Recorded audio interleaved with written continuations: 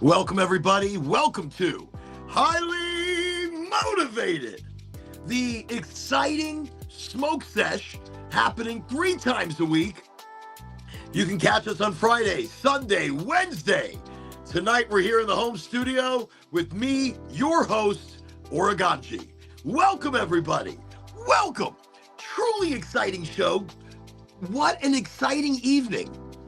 And I have to tell you, tonight, I have the craziest of conspiracies. I know, this show isn't about conspiracies. It's about everything. This show is about everything. It's not about one topic. It's micro topics. Micro topics that we're going to talk about 3 times a week. Friday, Sunday, Wednesday, right here in the same places that you're catching me. So that's most likely LinkedIn, Facebook, Twitch, Kick, Rumble, YouTube, TikTok, and Instagram. But tonight we've been kicked off of Instagram. Tonight we've been kicked off of TikTok. So you're obviously not finding me in those places. But you are finding me on LinkedIn. You're finding me on Facebook, Twitch, Kick, Rumble, YouTube, and we're very excited about that. So welcome, everybody. Welcome to the show. Welcome to our digital smoky talky chit-chat educational roundtable. This is it. This is Highly Motivated. And I tell you, tonight there's a lot to talk about. There's a lot to get to.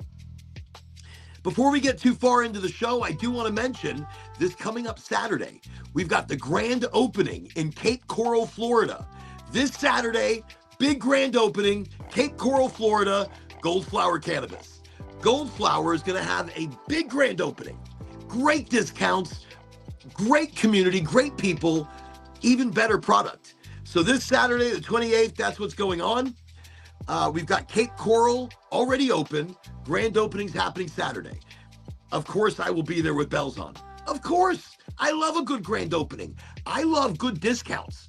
And when we start talking about discounts on my favorite cannabis, Goldflower, okay, there you go. So that's going to be happening this weekend. I've been continuing my mission since Christopher Sterrell brought this up on one of the other shows, the Hey, Howdy, Hello.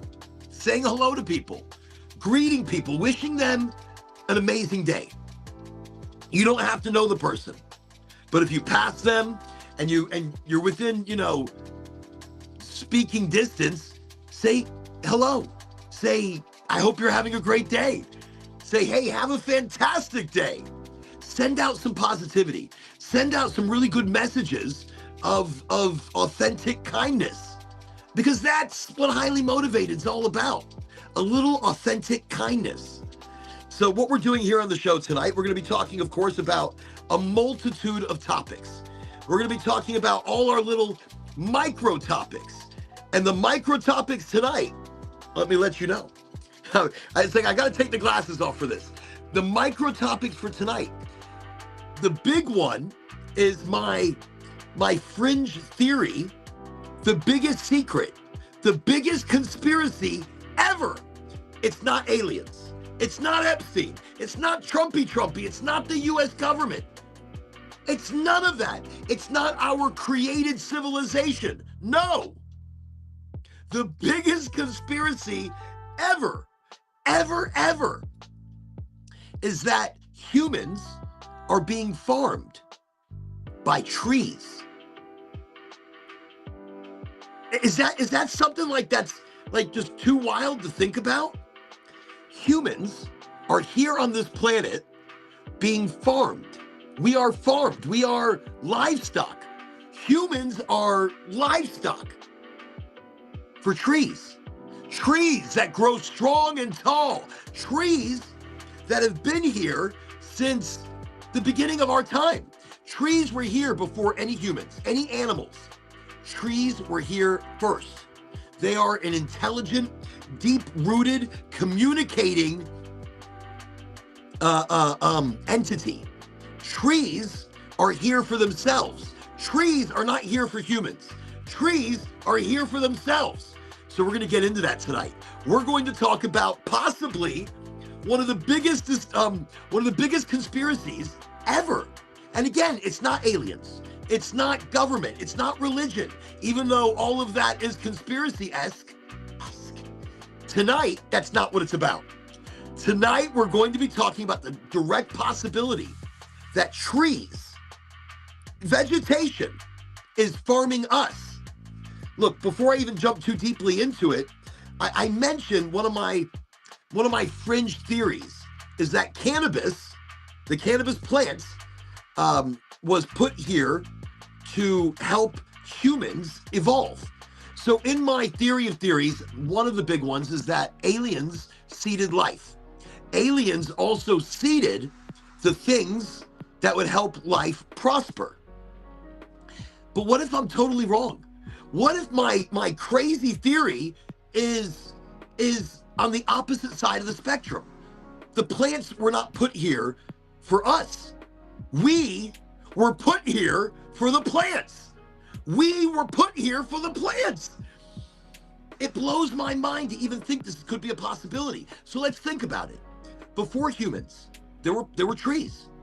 The trees, as a byproduct, gave off oxygen. The byproduct, the waste product of trees is oxygen.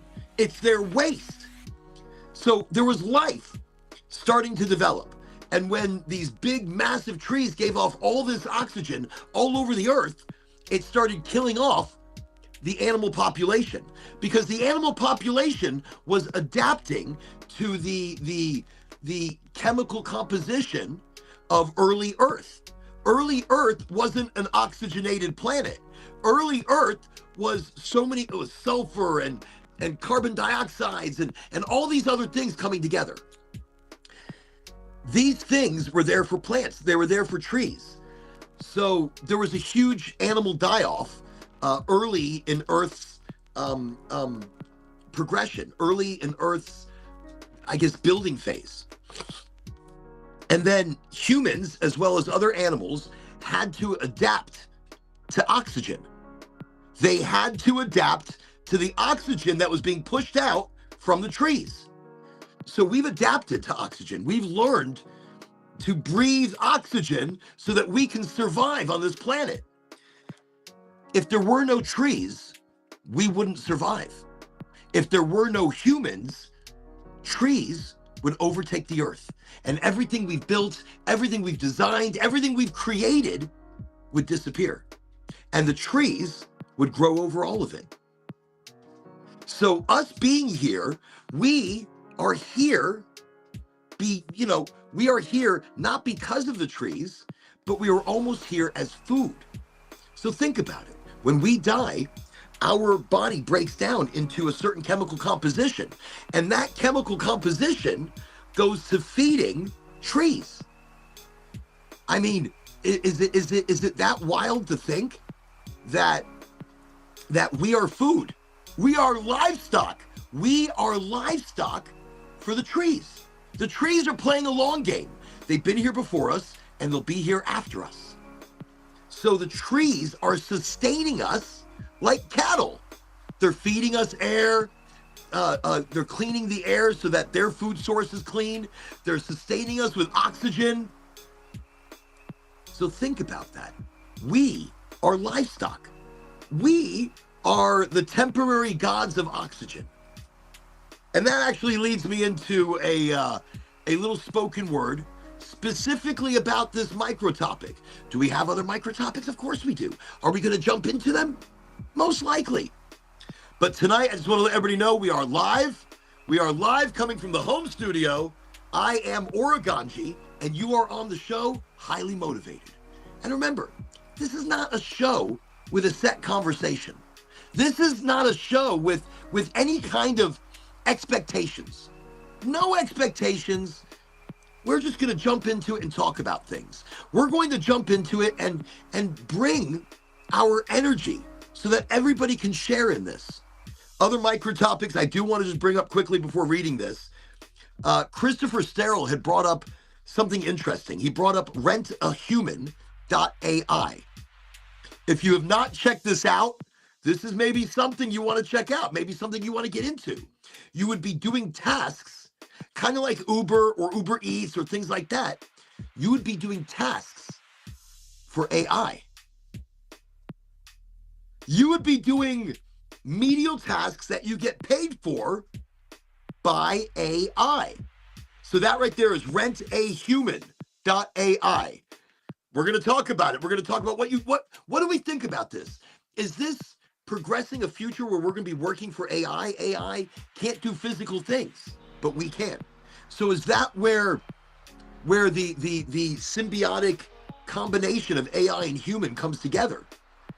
They become our overseers, our rulers of sorts, autonomous rulers, not necessarily being done by malice, not being done on purpose, but the government, insurance companies, you name it, are already using AI to autonomously take care of the menial tasks, the claims, the phone calls.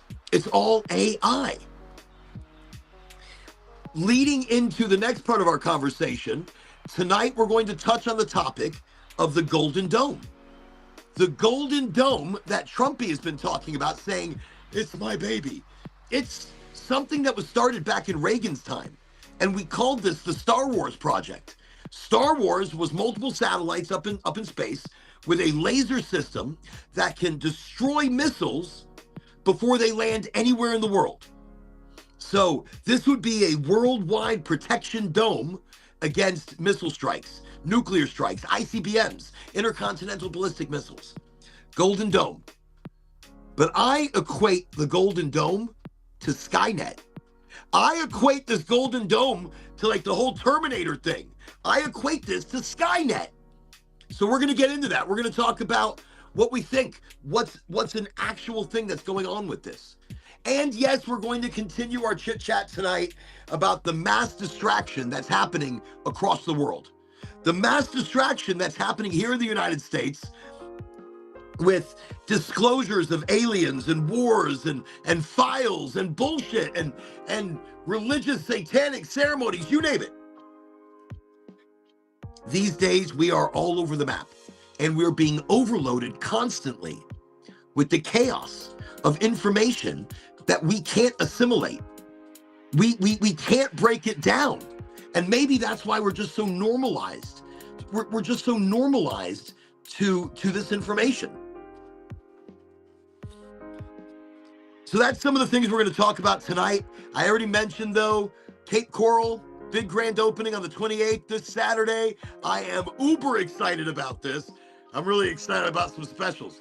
They got great gummies made with pectin, not gelatin, pectin. That's gold flower cannabis.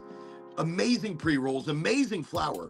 Actually, tonight, we're going to be smoking, I'm so excited about this. It's my first joint all day. I haven't smoked all day. I've been trying to cut down a little bit because I've noticed the older I'm getting, the smoke constricts me a little bit. The smoke, the heavy smoke, because I do smoke a lot. The heavy smoke creates a heavier breathing.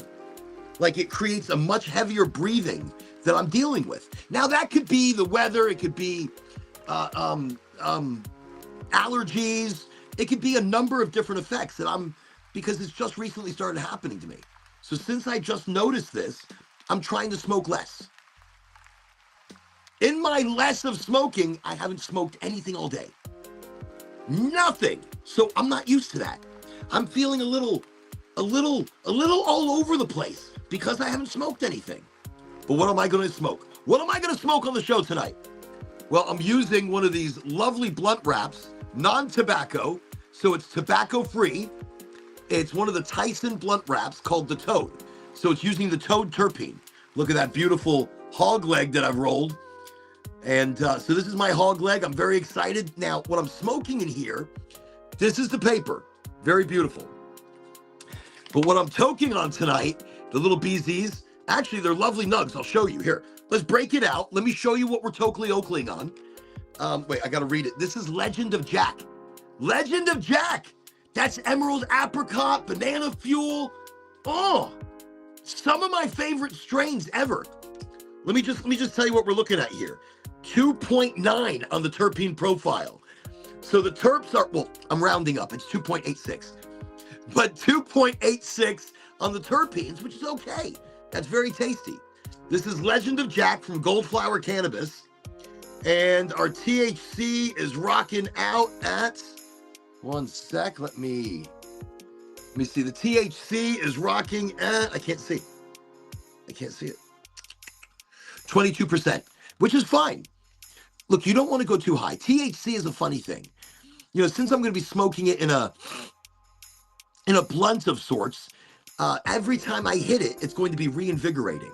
So even if the THC was as low as, say, 17%, I'm okay with that, as long as my terpene profile is over 2%.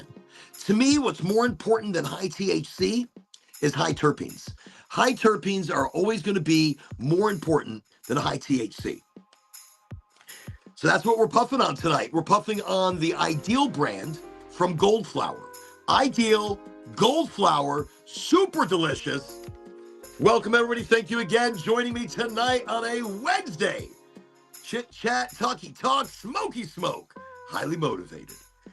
Look how pumped I am. I haven't smoked all day, so I'm like, I can't wait. Look, I've already talked like 16 minutes without smoking. See, I told you there's a lot to talk about tonight. Golden Dome, distraction, rentahuman.ai, the hey, howdy, hello. The hey, howdy, hello. Remember, that's just saying hi to people. Be social. You know, put your good energy out there and help change the world for somebody. Because when people say, look, what can one person do? One person can bring the most amazing vibes every single day and change the life of so many people just by bringing positivity, just by bringing energy into their lives. So let's get this sparkied, and let's talk about this crazy conspiracy theory that I have. And it's not, I mean, it's more science fact than it is conspiracy. Trees are farming us. I thought it was funny at first. And the more I look into this, the more reality kind of jumps in. All right. So this is the Toad Wrap by Tyson, the Toad tobacco free. And we're smoking Legend of Jack from Goldflower Cannabis. If you haven't been to Goldflower and you have a medical card and you're here in Florida, whoa, what a treat. What a delicious treat. So different. Living soil, organics, hand trimming. All of these three things that I just mentioned are like the most important things that your cannabis should be. Look, it matters what you put in your body. Okay, here we go. I'm giving it a little pre-light because I don't want to suck in pure butane. Did I do the right end? I did the right end. I rolled it myself right before the show. All right, there we go. There we go. Get a little lighty. Excellent.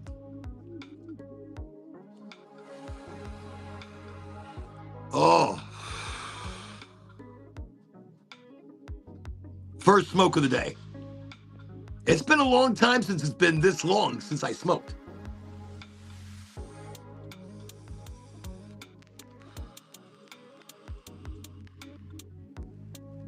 All right, good way to start.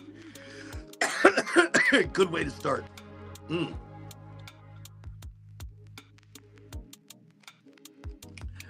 Also, I just wanted to show you what I've been taking supplement wise.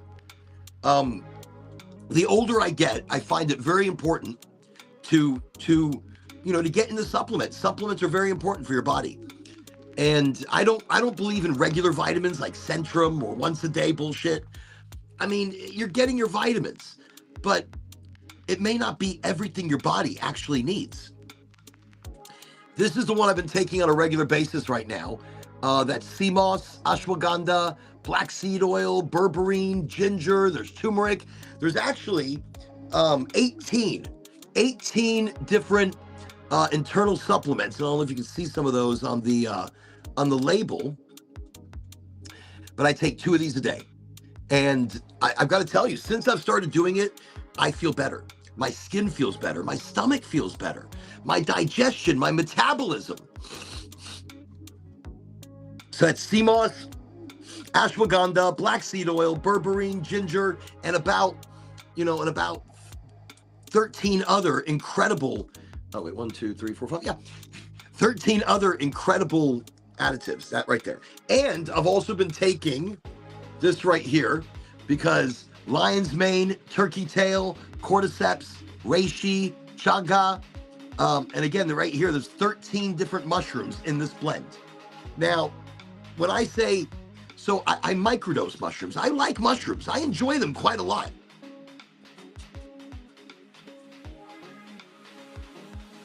But not do I just enjoy, ooh, that was yummy. Not do I just enjoy psilocybin or ilibin, which is what actually gives you the high. Not only do I enjoy that, because when I take psilocybin infused mushrooms, I'm also mixing them with the lion's mane, with the chaga, with the cordyceps, because all of these mushrooms are opening up something else in your body. They're opening up something else in your body, and that way, the psilocybin is not just about a high, it's about mind-body balance. It's about understanding who you are. So again, I've been taking these and these, and the newest thing I've started taking, I know, I feel like I've got all these pills now. So I feel like I could have parasites.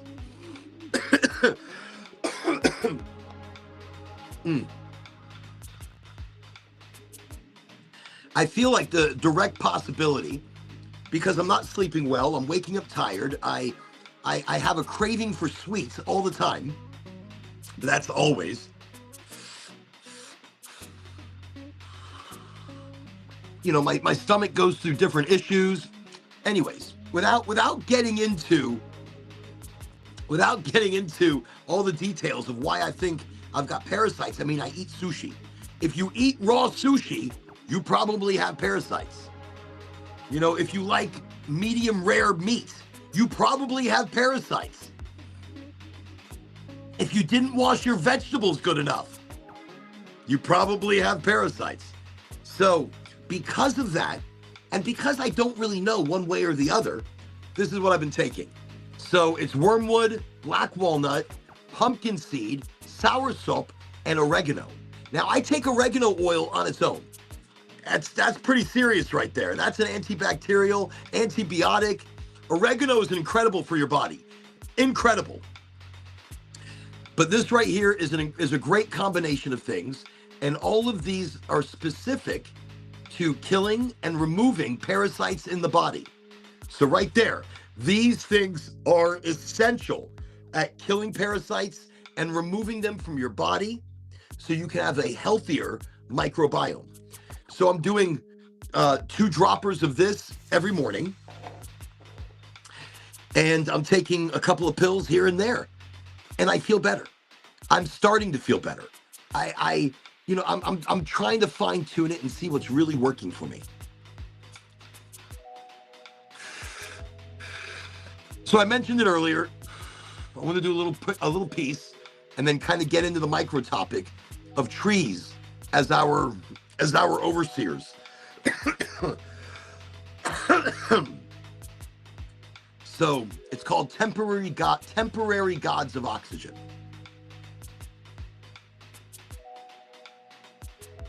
What if we've had it backwards the whole time? What if we're not the crown, not the rulers, not the architects of Earth, but we are a side effect? A beautiful, loud, self-aware byproduct. We, a byproduct of trees. What if the forests are the elders? What if our forests and our trees are the ancients? What if we've been looking for the ancients all along and they're right there, standing before us, long before language, long before fire, long before we carved our names into the stone, trying to convince ourselves that we are permanent and forever. Trees were here, breathing in the atmosphere and recreating it, breathing out this oxygen that would one day become our first breath. They were building cathedrals of chlorophyll while we were still an idea in the chemistry of oceans. We hadn't even evolved out of the ocean yet, and the trees ruled the land. And oxygen wasn't made for us. It was the waste of the ancients, of the trees. Oxygen was their excess, their direct overflow. And we animals, humans, built civilizations on their leftovers. Think about that. As simple as that is, think about it. We call ourselves advanced, but remove the forests, remove the trees, and watch how quickly our empires dissolve, how quickly we disappear. Remove us, and the forests, they return. Who depends on who? Who is depending on who? We burn them for warmth. We cut them down for shelter. We print laws on their paper, on their books. We write poems about freedom. We do everything. We make it from the skin of trees. And still we call ourselves independent. But every breath is borrowed. Every breath that we have is borrowed from the excess of our ancients. Every heartbeat is sponsored by the intertwining of the leaves. We inhale, their exhale. We're walking, talking extensions of their photosynthesis.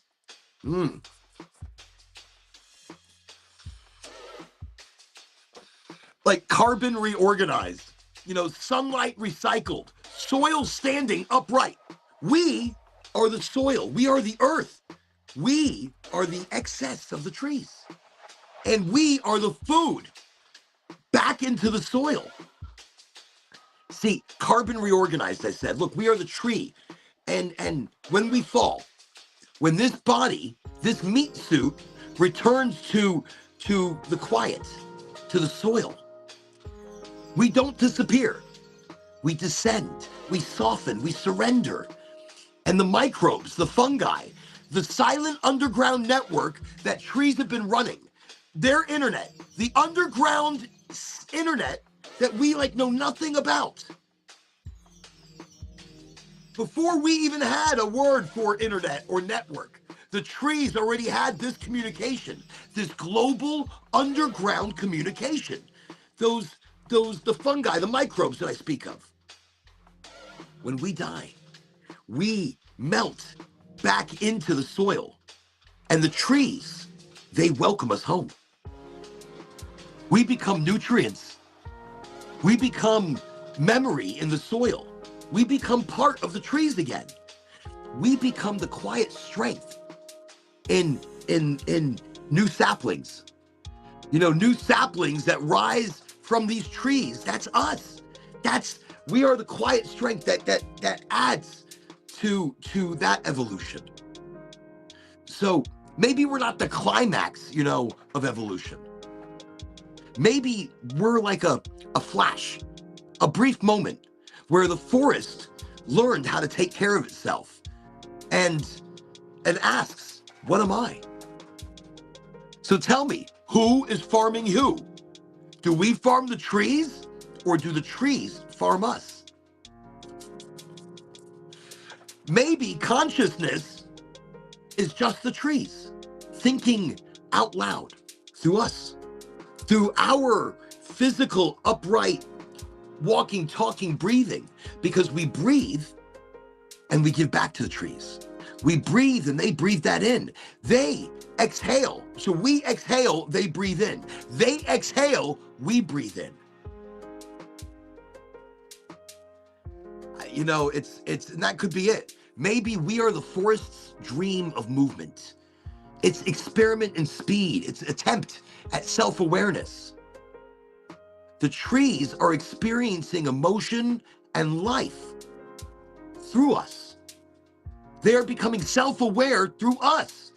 They soak up these memories and our nutrients when we die. So, temporary Yes. Insignificant? No. We are very important. So just because we are being farmed by the trees doesn't mean we're not important. We are so important because even if we are a phase, we are a sacred phase. We are the moment carbon realized it could question itself. The moment soil stood up and spoke. For a moment, we materialize from the soil and we go back to it once again. But power, real power is not domination. It's interdependence. Interdependence, that's my big word for the day. It's more understanding that every breath is communion. Every breath is communication. Every inhale is a reminder that we're not above the system. We are inside the system. So think about that and stand differently. Walk differently. Look at a tree and don't see lumber.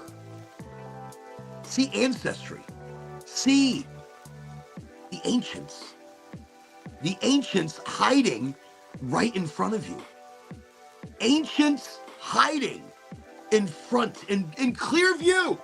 Our ancient ancestors immortalized. And we, when we die, will go back to feeding them and helping new saplings grow.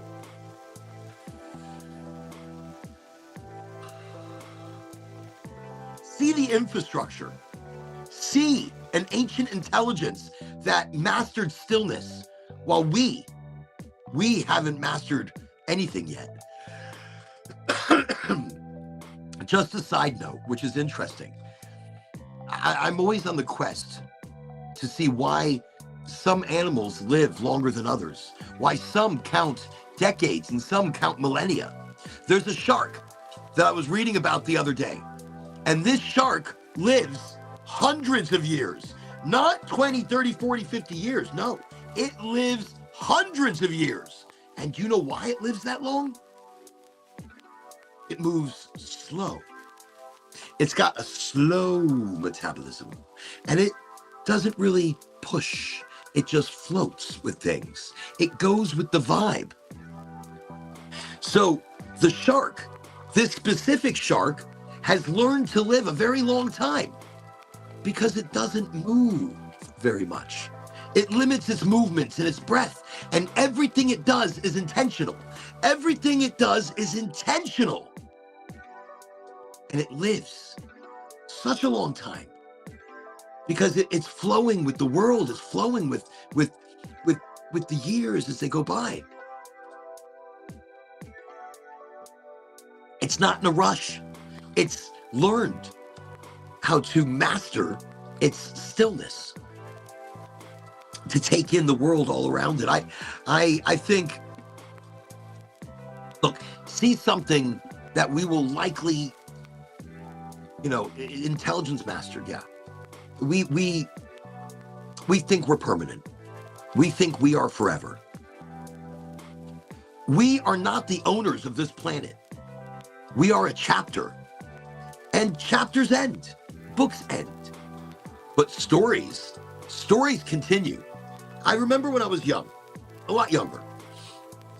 And I remember once I was sitting on the tailgate of a truck and we were talking about this, me and some of the girls and guys, many moons ago. And it fell really silent amongst us. And I said, you hear that? And we can hear the wind going through the trees, the wind rustling through the leaves. I go, do you all hear that? If you really listen, it almost sounds like there's a story. It almost sounds like there's some kind of a story that the trees are telling us. Like as the wind would push through them, they were almost like different frequencies, different tunes, different sounds. If you really stop to listen, were telling you history. They were telling you stories that sometimes we're too quick to listen to. We're too loud to pay attention to. But all of that was done in silence. So stories continue. stories continue. They continue through the leaves of trees. They continue with the wind as it pushes and carries these stories, carries these frequencies. We go back to the soil and feed the trees. So maybe the real awakening is not believing we are small, because small we are not. We are a miracle. We are an every single day miracle.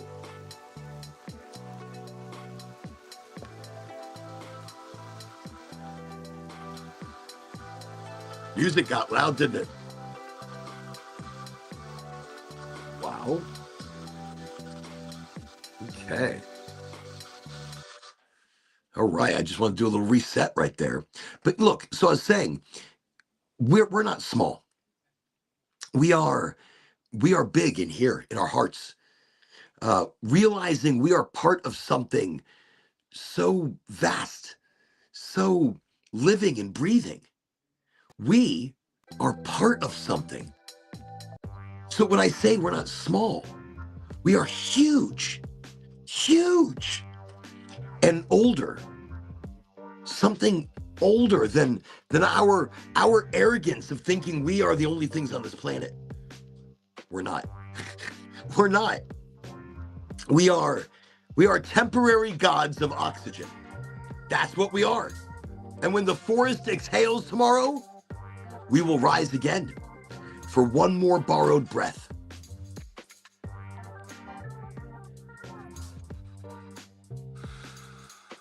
So every one of those breaths for me is intentional. Intentional breathing, intentional living, a little bit of intentional smoke. When I smoke my cannabis, it's more intentional. I am manifesting in the now. I'm manifesting in reality. I know who I am. I know who I'm becoming, and I love it. I love the evolution, I love the evolution of myself and who I'm turning into. I love it. And you have to love yourself as well. You have to love you. That's probably one of the most important things ever. You've got to love you. Let me see, I missed some of the chats. Let me see what's going on. I just want to welcome, even though they're probably bots. I've got he wants to I can't even pronounce something soft. PPKYZ FEG. That's a lot of letters. Welcome to Highly Motivated. And then I've got Carnival Consumption. Carnival Consumption. That's definitely a bot. Welcome to Highly Motivated. We've got Echo Greco. We've got Echo Greco. Welcome, Echo Greco. Welcome to the show. These people are watching on Kick, by the way. Kick is one of the multiple channels that you can find Highly Motivated. Let me see. We've got Ila50. Ila50. Hello. I truly value your streams. You constantly do an exceptional job. I'd be happy to support you as a dedicated follower. If you're open to it, would you consider connecting with me on a Discord? I don't have Discord. I'm not on Discord. I mean, I think we are. No, we're not. You know something? I don't even know what the hell is going on anymore, and I don't care. I don't care. I could be on Discord. But I see that Claire Vivian. Yes, Claire. We'll contact you and let you know that we'll be very excited to have a bloody partnership on the show. We take sponsorships all the time, people. Come to the show. Sponsor us. We're not going to fight you. We'll welcome you in. I don't know what I'm even talking about. So if you found the show, everybody, welcome to Highly Motivated. Right now, we're talking about the biggest conspiracy ever. I've been rambling on about it for a couple of minutes. I just did a little spoken word piece. Spoken in my words. It's spoken with my energy. And what we were talking about is the possibility of trees. The possibility of trees being our overseers. They are the architects of this world. We are livestock. They give us all the tools to stay alive and be happy enough so that one day when we die, our nutrients go back to them. So that's what we're talking about. Every dominant life form in Earth's history thought it was like the era. Dinosaurs had 165 million years Dinosaurs died and they went back into the soil. And they went back into growing the trees and the plant life. Look, just to mention it, I told you my big conspiracy. I said cannabis was put here to help our evolution. Well, maybe we were put here to help cannabis's evolution. Oh, that's a big one. Wow.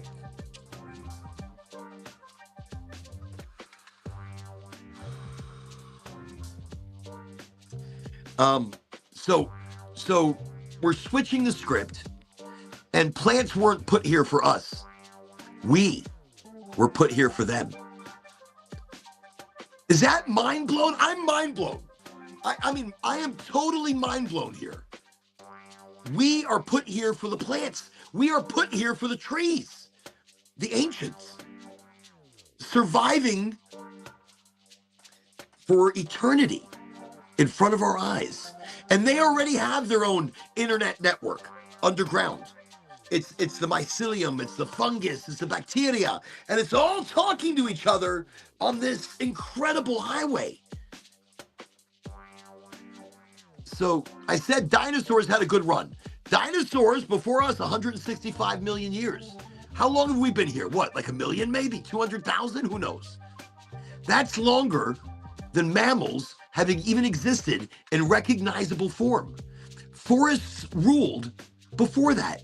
Forests were here before that. Forests have been here. We are the byproduct of oxygen. Oxygen started killing off some of the population in early development of Earth. We adapted to the oxygen, and now we live off of it. We've built civilizations from it. Everybody, welcome East Coast Visual Media Major Nugs. Welcome to Highly Motivated.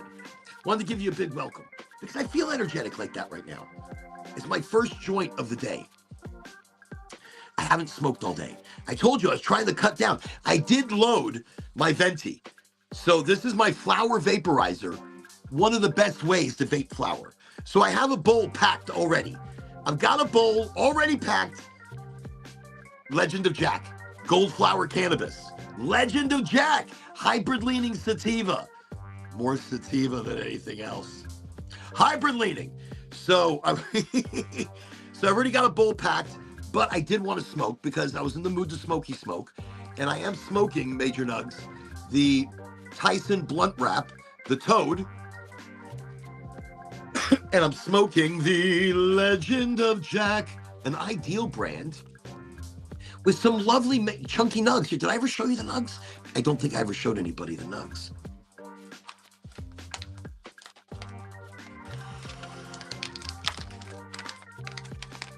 Check this out. And these are the small nugs, by the way. So these aren't big nugs. The BZ, that stands for like smalls, itsy bitsies, teeny weeny, yellow polka dot bikini that she wore for the first time today. All right. So small nugs, look at that. Look at that. That's a nice nug. Even for a small nug, that's pretty good looking. And it smells okay. Listen, it smells good. But should we crack it? I think we should. Here, let's give it a little crack. We're just gonna go.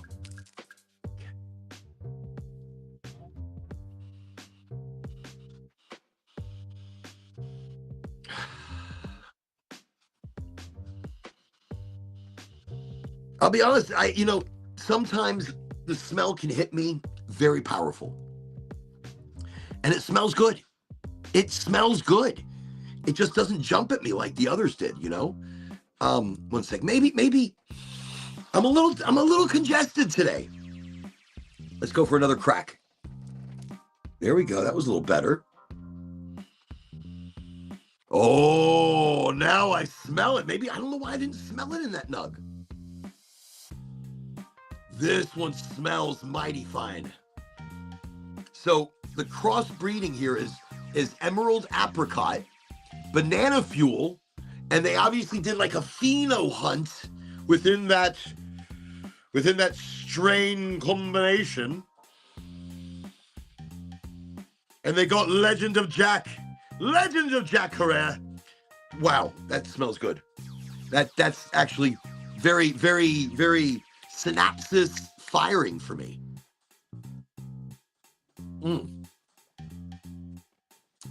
Awesome sauce. Let's keep going. So I said that everything kind of had its rule. Dinosaurs and things like that. But before animals, before dinosaurs, before microorganisms coming out of the ocean, there were trees, microbes and fungi and bacteria.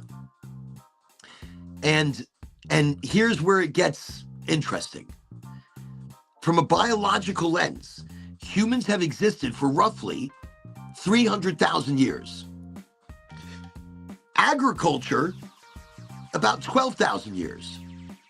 Industrial civilization, 250 years. The digital age, which we are in right now, 30 to 40 years. So we are a blink inside of a blink. So, wow. I mean, you feel that there's something bigger. We are inside something bigger. Biological expansion-wise, look, we may be a transitional species, like a bridge between carbon-based life and something else. Something else. Look, evolution doesn't stop at Homo sapiens. What are we? Like biologically, when I say we're carbon-based, we're meat suits. And these meat suits go back into the ground, fueling the life of these trees. But what are we the bridge for? Something possibly a synthetic biology? AI? Maybe even a spacefaring consciousness that requires a physical body? Like a systems consciousness. Like individually, we feel separate. Collectively, humanity behaves like a single organism. Global nervous system, kind of like the internet. The internet would be like a global nervous system. Circulatory system would be our trade of, like, as things move throughout the body, each system helps another system. So your immune responses would be policy shifts, war. Memory is cloud data. You see how interesting those things correlate and line up. So from that perspective, we may be cells in a planetary scale intelligence. We might be the individual cells that the mitochondria is creating or producing, but on a universal scale. We are so tiny, like we are. I mean, like if you look at our planet as compared to other planets, there are some big planets that we are like a grain of sand. And when you look at us on a cosmic level, we are tiny. We are so itsy bitsy tiny. So when I say we are bigger than we realize, we are bigger than we realize because we are part of a larger system. And that's why we feel bigger. On a cosmic scale, the atoms in your body were forged from stars. I mean, you are literally like a recycled supernova. A supernova burns out, that's us. We're the debris of a supernova, of a expansion Big Bang, multiple Big Bangs.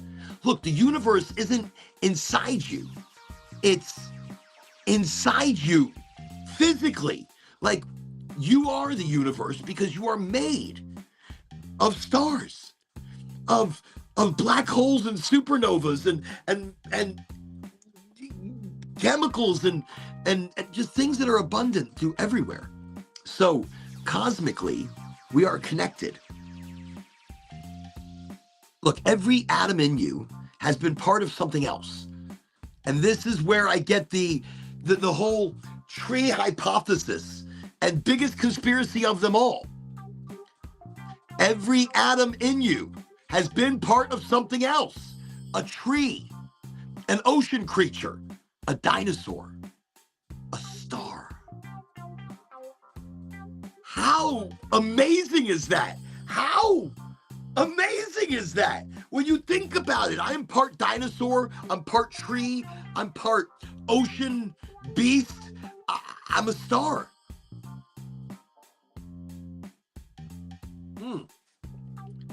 Nothing. Nothing is isolated. Nothing is isolated. Everything is transitional. Nothing is isolated. Everything is transitional. So yes, humanity is a temporary phase. Almost certainly. But temporary doesn't mean small. Doesn't mean insignificant. A lightning strike, boom, that's temporary. It still reshapes things, though. It brings its energy in full force. A lightning strike hits somewhere and sometimes obliterates it. Even though it's a temporary thing, it leaves its mark. It has a purpose in the bigger picture. So we are part of, we feel like we're part of a bigger picture because we are part of a bigger picture. We are of the biggest picture. Biggest. How do I say? I don't really know. Look, your thoughts are temporary, but those thoughts can reshape civilization. This is where it becomes, wow. Look, are we just a biological stepping stone, or are we the universe becoming aware of itself? You know how they say it's you are the universe experiencing itself? You are the universe experiencing itself. Self-aware. Be self-aware of this biggest thing. Isn't that wild? A biological stepping stone.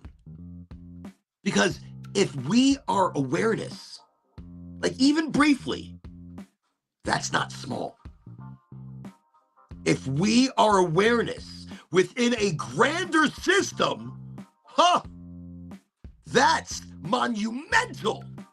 That is huge. When you say maybe at one point we understood how big we were, we are, maybe we are remembering through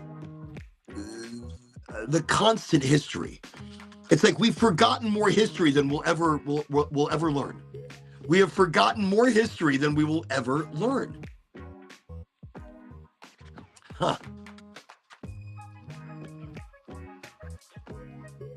So let's look at this. I mean, let's look at this biologically.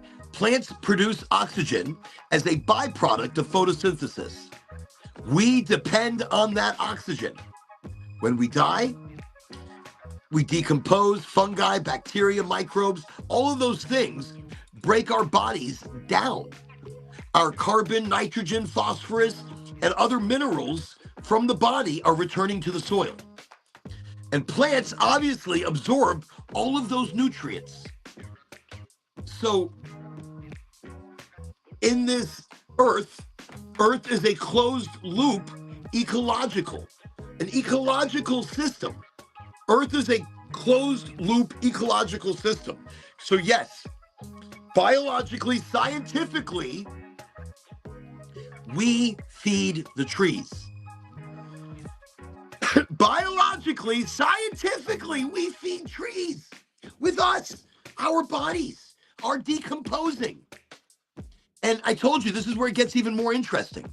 Plants didn't evolve to serve us. They evolved to serve themselves. They evolved to serve themselves. Hold on, everybody. Let's welcome. We got Wojtkowski. Everybody welcome Wojtkowski to Highly Motivato. Welcome to the show. Welcome to a Wednesday smoky talky with the biggest conspiracy of them all. Are trees farming us? Are we on this planet right now being farmed by the ancient life forms that were here before everything? Trees. Trees. So oxygen is a byproduct. It's their after product. And they don't produce it for us. It's like a waste product for trees. Oxygen.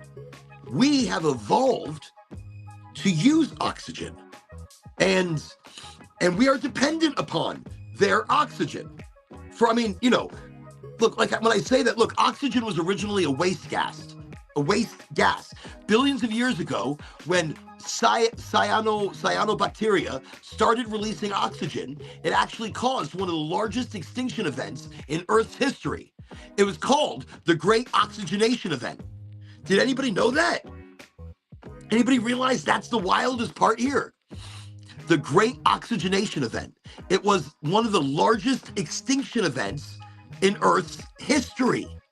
Oxygen wasn't made for animals. Animals evolved because oxygen became the abundant, breathable gas. So, like I said earlier, plants reshaped the planet. Plants and trees, they terraformed our atmosphere. Animals emerged within that environment, and we depend on them more than they depend on us. I said it earlier. If trees disappeared, so would we. If we disappeared, the trees would come back and take over the planet. Huh. This is wild. And look, there's no top boss when it comes to the trees and the plants. They're only here for survival. The trees only want to survive. There's no boss. In ecology, there's no ruler species. There's only cycles. Plants use sunlight. Animals use plants. Fungi use everything.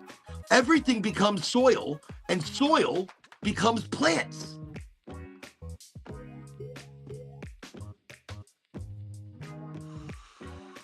Look, it's less plants farming humans and more life farming life.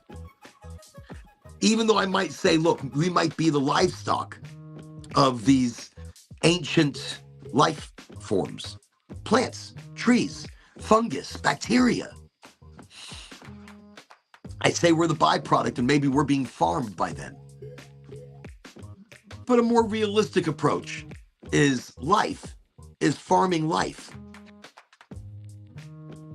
Look, we think we dominate Earth, but remove the plants and we're gone in weeks. Remove humans, forests return. So really, who's running the long game? Look, I mean, you zoom out far enough in the idea of it all, the planet might not even be a place where humans evolved. It might be a place where carbon is experimenting in different form. That is wild. Think how short of a time we've been here, experimenting in different form. They started with small microbes coming out of the sea, turned into some kind of dinosaurs. We could be a giant experimentation from the trees. In their silentness, in their stillness, they could be controlling more than we ever realized. And how wild would something like that be? Look, plants just happen to be the most stable, efficient, long-term strategy. Trees are a long-term strategy. Look, we're the flashy, short-term burst of self-awareness. That's us. So my strange theory is biologically and scientifically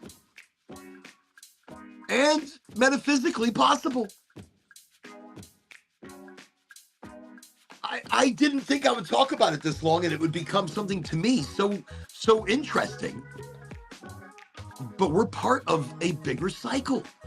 If you think of how small we are, but then how large, and what our process really is for something much larger. I mean, could the universe actually be like a giant person?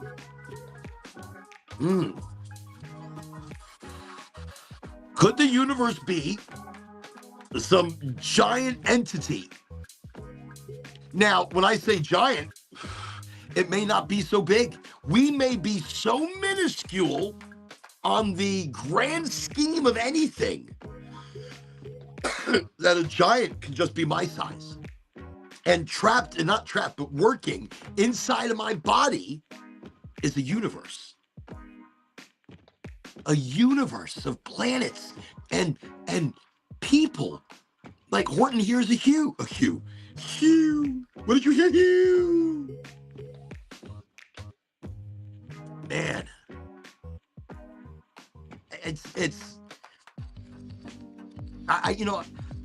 I enjoy talking about these wild things because you never know what wild ideas that go through my head. Look, I drive around all day. I talk to doctors and patients. I visit multiple locations, and I keep things very exciting. But I drive around a lot, and in my driving, I have a lot of time to think.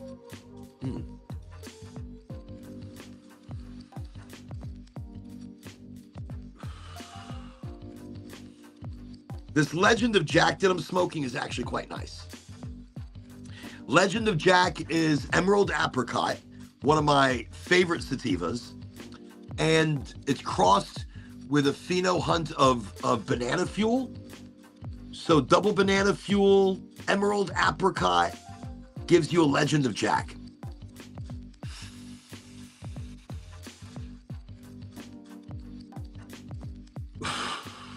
And I'm smoking a blunt wrap, a tobacco-free blunt wrap. So totally tobacco-free. And it does taste pretty good. And the terpene is the toad. So normally, I don't get terpenated blunt wraps. But I've had this one before and I quite enjoy it. I hadn't smoked all day, so I was looking for something a little heavier. A little tastier. And that's what I'm toking on right now. But I noticed while I'm smoking it, but I'm in a room that's gotta have mold in here or something, or something's breeding. I don't know. I feel congested. My chest feels heavy. Now earlier today, did it feel heavy? It did a little bit. I think it's allergies as well. There's a lot going on out there. So that's why I've been cutting down on the smoky smoke. But, so let me put this down just for a moment. And instead, I will bust out, I feel like I gotta sneeze. Instead, I will bust out the Venti. So the Venti is by Storz & Bickel. Storz & Bickel is a great device maker. German-made cannabis devices. This is for flower. So what I did, and it's got an itsy-bitsy bowl. An itsy-bitsy bowl. It's like a tiny bowl. But you get a pretty long session out of this. I'll show you what I mean. We'll do it in a second. So look, you just turn the head and you lift up. So you have a filter there and you load the bowl. Now you see how nice and green everything is? Doesn't that look good? And I keep it chunky. So I like it a little chunky. I don't pack it too tight so that I can get a really nice hit out of that. But you see that? Beautiful, right? So then I take the top, I put it 90 degrees once again, as you see, 90 degrees, and this turn.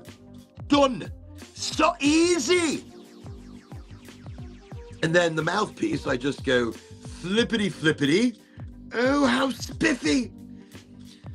Fucking spiffy. Look, there's a power button right over here. All right. So I hold it down for a second. That's it. It's on. So I have it in Celsius, and it's at the lowest temperature that you can get.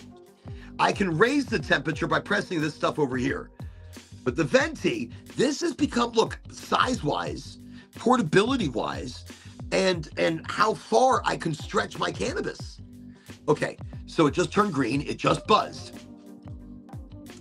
That means the heating element is hot enough for me to be able to start taking in some smoke. So let's do that.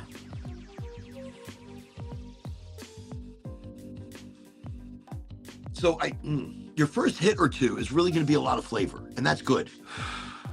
You're not going to see really any smoke, but you're going to taste it. And if you taste it, that means you're starting to get those cannabinoids in your system. You're getting that without the butane contamination, without the super high heat. So as I continue to inhale, the heat is being pushed through the bud.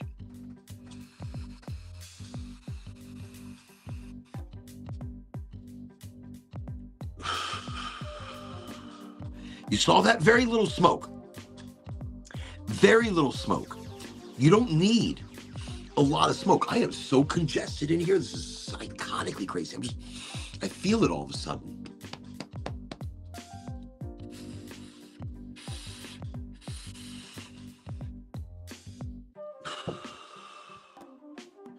So I feel like I can get quite a few hits out of this.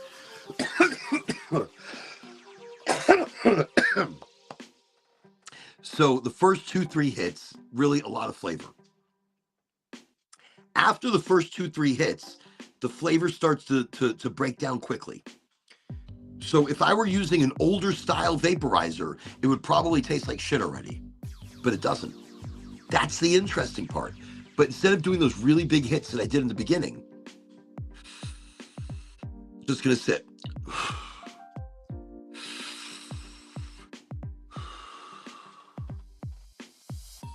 Really quite nice. And okay, right there, I can taste that the flour is starting to change flavor-wise. It doesn't taste like burnt popcorn. It's still smokable. And what's great is while I'm not smoking it, I'm not heating it up. So your stuff is sitting like right there. And like right here is like the heating element. So as I inhale, the heating element is going through the product.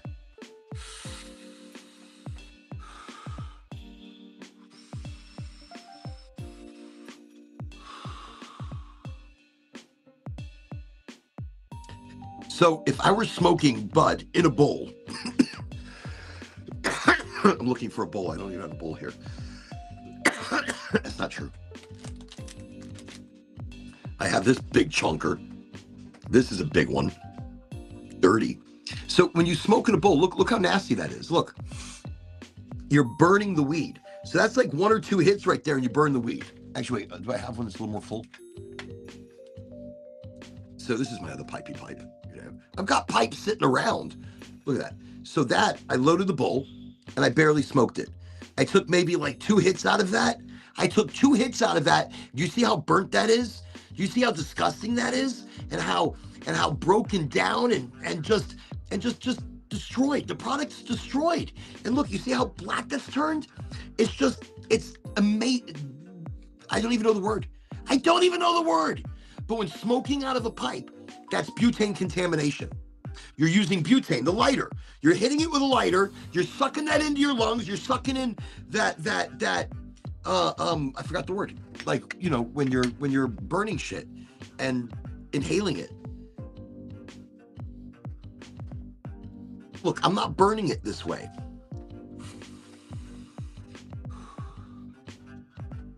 I am smoking the oils that we're pulling off of the bud as heat. And sometimes you see that it starts opening up my lungs. By doing that, I even feel right now I'm breathing better.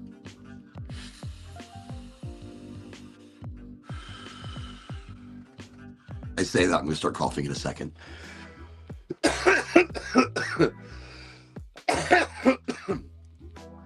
All right, so right there, I already feel like I've gotten quite a few hits out of it. I press the button, I hold the button down, it turns off. Okay, and that tells you how much battery power I've got left. And you can even hook this thing up to Bluetooth. How fancy do we get? But that's the venti, super awesome. And then I do this to the top, lift it up, and look at the color of it. So remember when I showed this to you earlier, it was super bright green. Super bright green, it looks super delicious. And now it's starting to turn brown and yellow. And it's gone through, you know, a decarboxylation process. There's the other word. The other word was like right there. The other word was right there. And I can't remember it, but the word was there. So right there, you see that? You see the color it's starting to turn to. But remember when I first put it in there, and I first showed you before we smoked. I showed you before we smoked it. It was beautiful bright green. So that right there, I save it now. I didn't used to, but I'm doing it now. I'm saving it. So I'm going to put it in I probably could smoke another couple of hits out of it. So I'm rough on the venti. Listen, This thing, I'm rough with it. You saw I turned over, I give it a couple good hard smacks. Like you're gonna, and I save. This is my already vaped bud. So I'm putting it into the tray. I'm not getting rid of it. I'm going to make a tea from it, actually.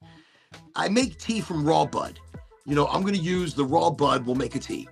But the already vaped bud will give you a different entourage. You know, since you already activated the cannabis and activated all the cannabinoids in the flower, that would be the most activated flower of any flower if you're going to activate something.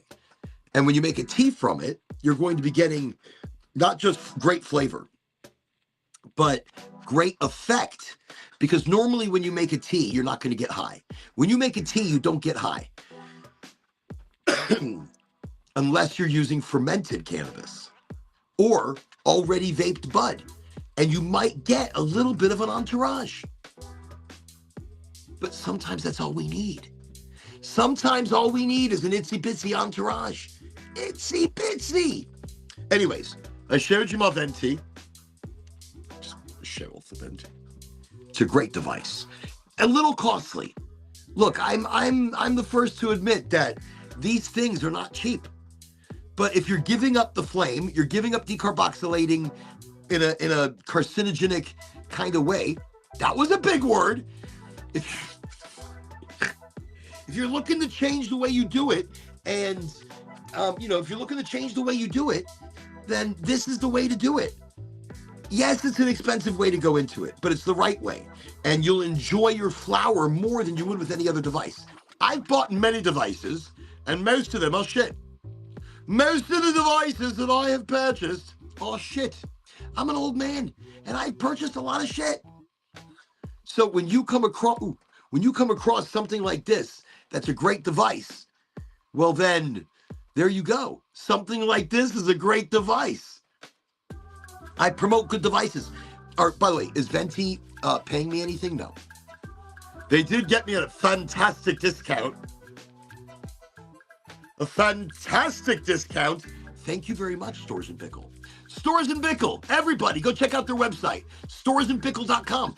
These are the guys that made the volcano. You know the volcano. I love the volcano. If you use it right. I like to just put a tube to the damn thing and just fill up little balloons.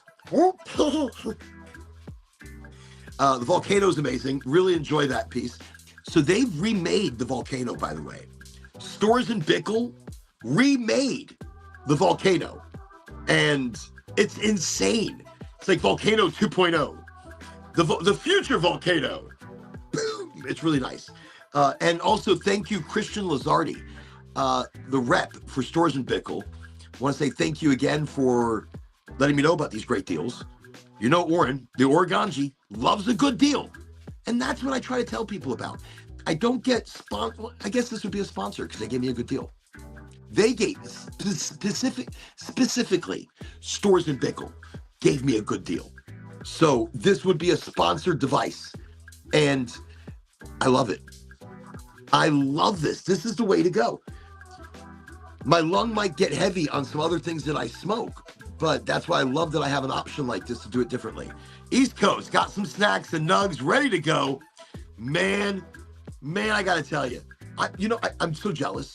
He's like, you got some snacks? I want some snacks. So I've been doing really good. Not every day. Not every day, but I'm doing better. I'm not eating snacks. I do want to mention, I'm really proud of my son. Why? Because today I took him out for snacks. we went to Kung Fu Tea. Kung Fu Tea. Ooh. And if you've never been to a Kung Fu Tea, then you're missing out. I get a special mocha toffee, not even on the menu like this. A mocha toffee slush with coffee popping boba. Yes, I'm bloated right now because of that. And it was fucking delicious. I'm just going to let you know I had one today and some of their shrimp tempura. Ooh, it's not a fancy place. It's like a college place, like a come in, sit down, get out, or grab your shit and get out. But usually I'm on the road a lot. and I like to have things that are a little tastier. So I like to stop in for ramen. I like to stop in for a couple of shrimp tempura, maybe some spring rolls, and a special not on the menu combination put together, just very delicious. And so yeah. So Kung Fu tea. If you've never been to a Kung Fu tea, get there. If you like a Hershey's s'mores kind of slush, boom. Add the coffee popping boba. Stupid delicious. Like when I say stupid delicious, listen, forget about it. And tell them instead of water, you want coffee. So they blended all that. Wow. It's like, it's going to blow your mind. It's like, it'll change your life. Look, like when I tell people to go to Tropical Smoothie and get the mocha madness and add avocado and tell them to use less ice. What the fuck I'm talking about? No, tell them to use less ice because they use too much ice. Less ice, mocha madness, add avocado. This will be the craziest chocolate drink you've ever had in your life because that avocado changes the chocolate. The avocado changes the chocolate. Like those terpenes mixed together are just so delicious. Like so delicious. But you got healthy snacks, celery, cottage cheese. Good for you. You know, now he's like, nothing bad. You know, and it isn't bad. I'm drinking coconut waters. I went from more of the coconut water now to like the coconut milk consistency, but they're both delicious. It's good you're going with the healthy snacks because today I was treating my son. He did something great. And, I don't want to embarrass him. I'm not going to say what, but he did something great and I'm really proud of him. So congratulations. And he followed up on some shit and did some shit and fucking good for you. So Gideon, I'm proud of you. Just want to let you know that. You're a great kid. And, I believe in you. Okay? All right. I don't want to get fucking emotional and shit. Silly. Great kid. So in that, I celebrated with him a little bit today. I know. How do we celebrate? We went shopping at Plato's Closet, and we went to Kung Fu Tea, and we went to Goodwill. No, actually, we didn't make it that far. We got there, but we didn't have time. So, I'm getting so emotional these days. First joint of the day, and I'm emotional? The hell's going on with me? That's some weird shit. Could have been the mushrooms earlier. I heard. They wore off so quickly. I took a lot this morning. Not just, we'll call it these for now. Wait, no. When I say mushrooms, meantime, we will refer back to these. Okay? Which, by the way, I am taking these. I'm taking these too. So we'll refer to the capsules, but in pieces of chocolate. I don't know what kind of fucking weird code word I'm talking in right now. I really don't. But in that, I took 4 pieces of quite a strong mushroom chocolate, and I really don't feel like it affected me. I mean, it did. I was high on life. I was happy. I was laughing. I was enjoying time with my son. Enjoy those times with your kids, because they fucking disappear so quick and they stop needing you or stop wanting to spend time with you. So capture that moment. Be fully in it. Be that kid again, just love life for a second and without all the stress of everything else. So maybe that's why I took the mushrooms. I just didn't want the stress of everything else and spent a great day. A happy, beautiful day. That this is probably one that, sitting across the table from him and looking at him all grown up, 22 years old, 22. Holy shit, I remember just yesterday holding him and his brother. They're twins, not identical, fraternal psychoticness. And one I held here and one I held here, and I was a kid. I was in my late 20s. And I was like, look what I've got here. Look at this. Ah! And who I am now from who I was then is such an evolution. I used to be very, angry person. I was overly depressed and overly angry. Kids teach you something else. They teach you humility. They teach you the world starts with them. And everything else is just a warm-up. And the world is for them until they one day leave you, and then you get a little more of the world again. I think it was amazing, and I think it was good to share that with him. Anyways, I'm gonna stop being fucking emotional and repack my venti. Holy shit, why am I getting emotional? I don't even know. I do know, actually. On days that I microdose, I didn't microdose today, but on days that I microdose, I feel very emotional. I feel more connected to everybody and everything. It's a weird thing to admit. I prefer the feeling of connectedness. I prefer that overwhelming power of community. I love it. I need it. I'm like a energy vampire for it.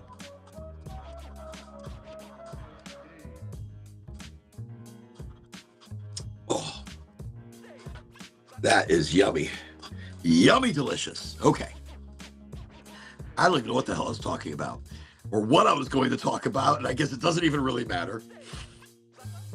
I was going to repack this thing. So look, empty bowl, and it's not very big. You see how big the bowl is? Okay. Not very big bowl. So I take a large pinch from my tray of already broken down bud, and I just kind of pinch it in there, just a pinchies, just wipe off the top. See, you see how dirty that is for a moment. Okay. Let's just, there we go. So one pinch of bud. That's kind of all I did. And in that one pinch, I don't have my little brushy brush. What happened to it? Bloody hell. So we'll just use this. There we go. Get out of there. Thank you. Be clean and lovely. Right. Very easy. Here we go. So you can do it quicker. I'm just being fancy. But that's all I put in. So that was one decent pinch. I pinched it in. And you can do, by the way, pre-packed bowls. These little things right here. So you can pre-pack it and have them like in your pocket. And like you could have like a whole bunch of these pre-made ready to go. And then you just pop them in. So Major Nugs, if you and me are going to be running that marathon that you keep talking about, that 5K. So if we're going to run a 5K, I was thinking, how do we make it easy in repacking bowls in the venties? Because we're going to have to get Stores and Bickle or some shit like that to sponsor us.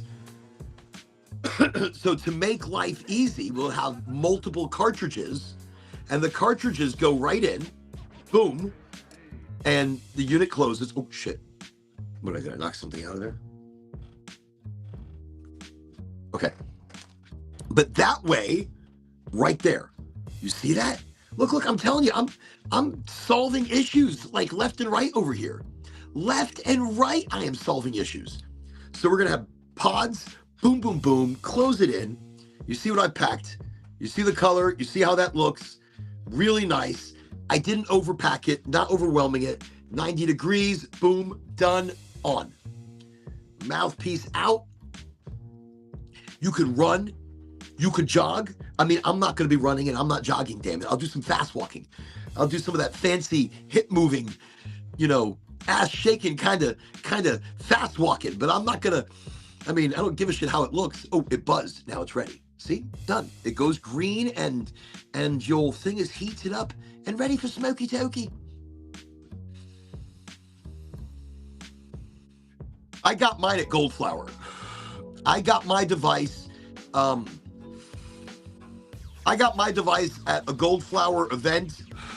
I got it cheap because of the grand opening and because of the deal that Stores and Bickle gave me. So I used like a combination of shit and my points. That's how you do it, people. You buy devices in combination.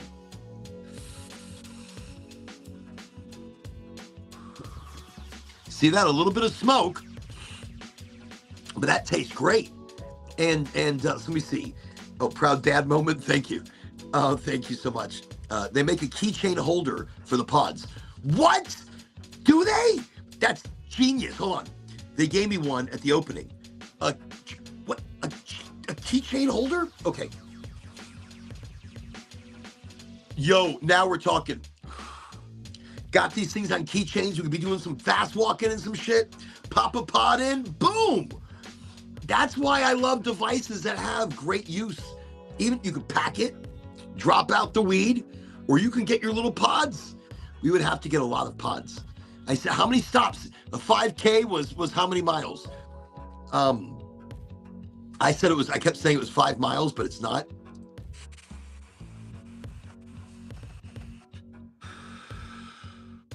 I kept saying it was like 5 miles. I don't know how far a 5K is, like 3 miles, something like that. And I think we said every mile we will need 5 reloads. Was it every mile 5 reloads? And something like 35 new bowls. So we'd have to pack the bowls 35 times in a 5K.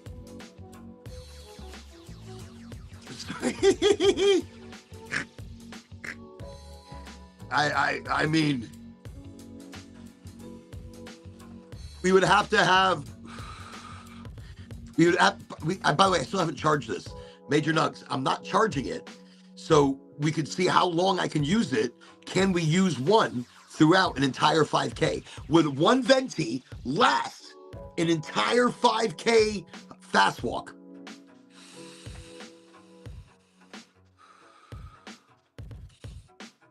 But what a great way to do it, right? Okay, quick micro topic that I wanted to talk about. Not just am I bringing up the grand opening in Cape Coral this weekend, Sunday the 28th, a grand day of discounts, like fantastic discounts, all right? People, this is gonna be one of the biggest parties in Florida. This is gonna be the biggest swag giveaway. I wanna say like the first 100 people, they're gonna have goodie bags, first 100. Goodie bags, pre-rolls, free flour or 8s, gummies, cookies. I don't know. No cookies. They only got gummies. And they're delicious.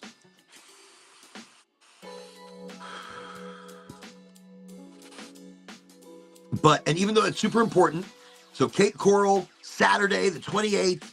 Wow. What a great day. What big discounts. I'm getting some edibles. I'm going to get some syringes. I'm going to get some rosin. I'm going to get some edibles. I'm going to get a little bit of flour because I only have a little bit of flour left in my rec. It's very upsetting. I thought I had more, but I smoke a lot. I mean, you know, I smoke some exotic stuff. I smoke some stuff in the medical market. And after a while, I eat it raw. I make tea from it. I made a canna kimchi. A cannabis kimchi. So it's a traditional Korean kimchi with cabbage and daikon radishes, as well as carrots and other great goodies. But it's also got the addition of cannabis. That's right, people. Cannabis, sativa, chopped finely. Before it was chopped finely, it was fermented along with the cabbage. It was salted and then rinsed. The salting started that lactofermentation. A lactofermentation, which started drawing the liquid out of the bud, making the bud more bioavailable. Then, once chopping it up into tiny pieces and then putting it into ferment with the cabbage and other gorgeous ingredients, including the gaoshu. I probably didn't say that right. I really don't care. I like the way I say it. I think it's exciting. You saw that the whole time I've been talking, and the bud just sits in there, waiting for me. No flame, no super high heat burning it the whole time. The heat's ready.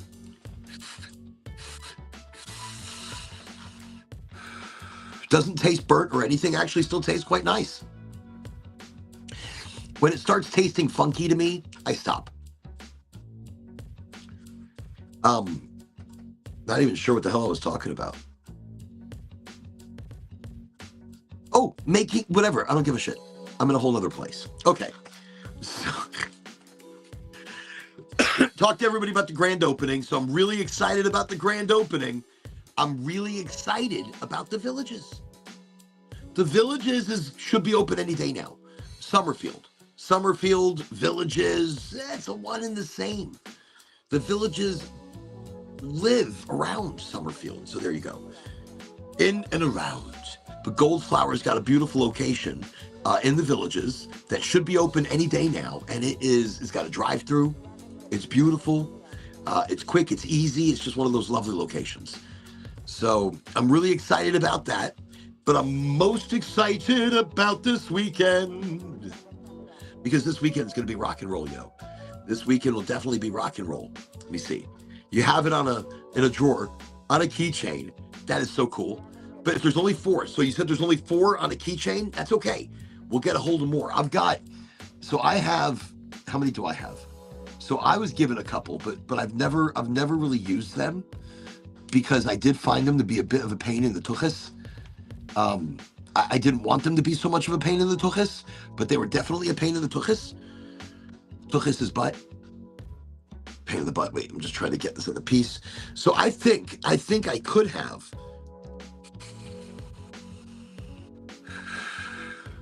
Look, I put the thing down. I'm not even holding it.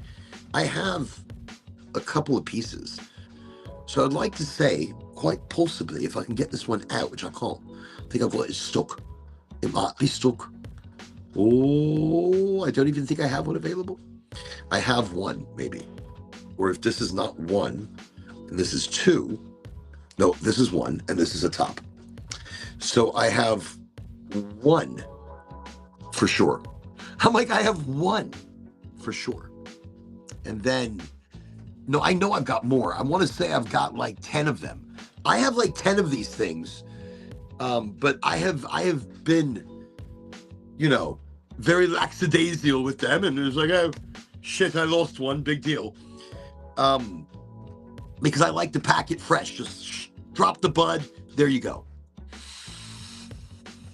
But when you're on the go like that, and say you're running, you don't have time to pack a bowl. So I'm just trying to think ahead for this 5K. That will be sponsored by something. It's got to be sponsored by them, or it's like a moot point. And if we lose a little bit in the pinch, it's a gift to the gods. We are gifting a pinch to the gods of cannabis, those that eat us one day. So that's what I'm saying. What if cannabis wasn't put here for us? What if we were put here for it, to help its evolution, to help it spread across the world? Because look, like in Durban, South Africa, the strain Durban was it grew wild, and it was not a stable variety. They took this, the humans took this, and did a strain, did a hybridization with Thai cannabis. And Thai cannabis and Durban cannabis came together, became Durban poison, became a double Durban, became so many amazing things. That's where THCV comes from, the extended hydrocarbon. Wow. Some beautiful tappings as well. By the way, Emerald Apricot, which is in The Legend of Jack, has Durban poison in its lineage. That is pretty cool. So tonight I'm smoking a little bit of THCV,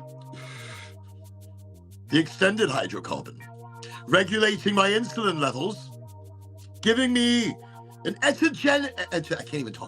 energetic boost, a boosty boosts. And how an energetic boost? I'll tell you about this energetic boost.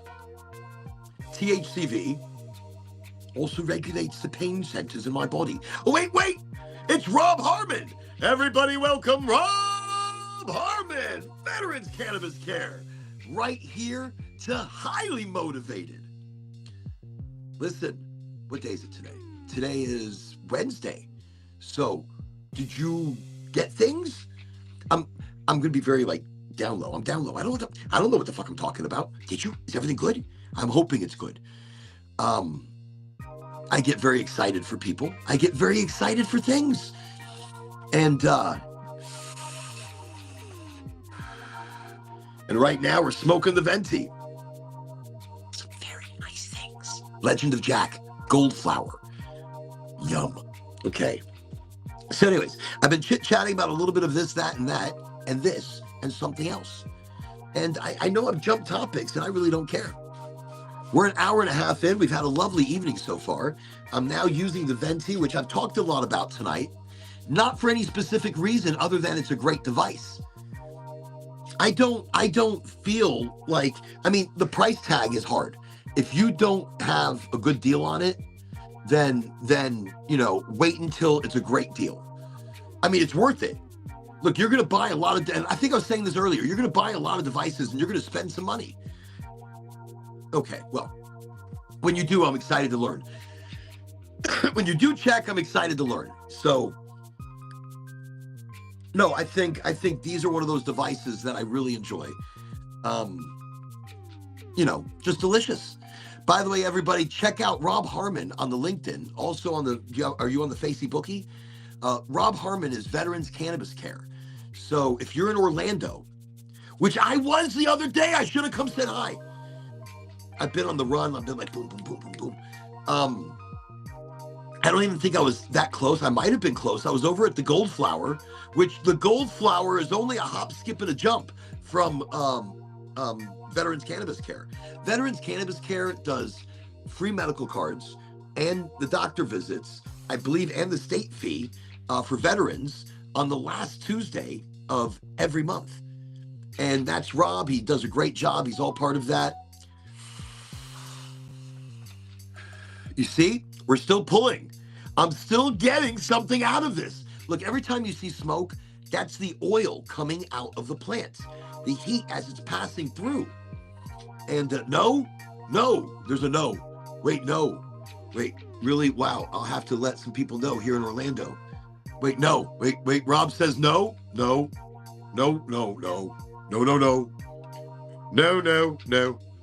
Wait, the no could be for different things though, so not even sure. We're gonna go with just the no. No. So I'm just gonna keep going. Not even sure if I'm on the first or right no. But anyways, people check him out. Rob doing incredible work. Definitely supporting the veterans and the community. And I think that's the grandest of things. And if it's no about something else, then right, no until corrected otherwise. So if it's no on other things, which, oh shit, I knocked things down. So if it's no on other things that of course I might know about, then in that I will, after the show, I'm gonna go check on some shit. And that's the great thing. Wait. I'm just knocking things down over here. Okay. No until corrected otherwise. I like that. All right, so I've gotten quite a few hits out of this. Turn it off, just like that. Now, as you see, we've used part of the battery. How long does it take to run a 5K? Remember, we're trying to see if, oh, okay. Well, again, I'll check on that because that is, what time is it? Yeah, you should have already. I mean, I'm pretty sure. Okay. So we're trying to see if this can last through a 5K. So if we had two of them, one for me and one for Major Nugs, as we fast walk and jog a 5K, which I think is a couple miles. So in that couple of miles, which is not 5 miles from what I've learned, because 5 miles is just ridiculous, people. Ridiculous. Even for charity, I'm sorry, it's ridiculous. It's like a mile too long. But that's what I'm saying. I think it's like 3-something miles for a 5K, which is just really weird. Why call it a 5K? Just make it confusing. Why don't you? So if we see, so how long does it take to run a 5K? What is that? Like 2 hours? You could do a fast walk of a 5K in 2 hours. 5K, the average power walk is like an hour tops. Oh, so what? So like an hour tops We're going to do a 5K power walking over here. Oh, I think one device, each of us, because I was thinking multiple devices already charged, ready to go. We can have like a belt of devices. And like when one dies out, boom, let's grab the other one, boom. Okay, ready, let's go. And it's already packed. So, but instead, 2 devices. So like I could pass one to you while you're packing it, and then I'll take it and then pass it back. I'll pass it back. Like as we're power walking, we're going to, like an hour and a half power token. I fucking love it. I think an hour and a half of power token is like perfect. But 3.5, okay. So Rob's saying a 5K is 3.5 miles, which I feel is like doable power walking. I'm going to have to find some good shoes. I've got some pretty good shoes, but not for power walking. The shoes I have right now are just for walking, not power walking, but kind of like a vibe, a glide, kind of like my dance, my walk. I'm not even sure what the fuck I'm doing, but it's happening. It's not always the greatest thing to see, but it's happening. Okay, so so I'm using the Venti, and I just turned it off. It's off. So we've been using it for a little while, and the battery, let me see, the battery is, I just turned it back on. So it's still got this much battery. And by the way, I'm still going off the charge from last show. Oh, actually, you know something? Because it's still on, I'm just going to take another puff really quickly. See if it's still got any juice left in the bud, because it doesn't taste burnt.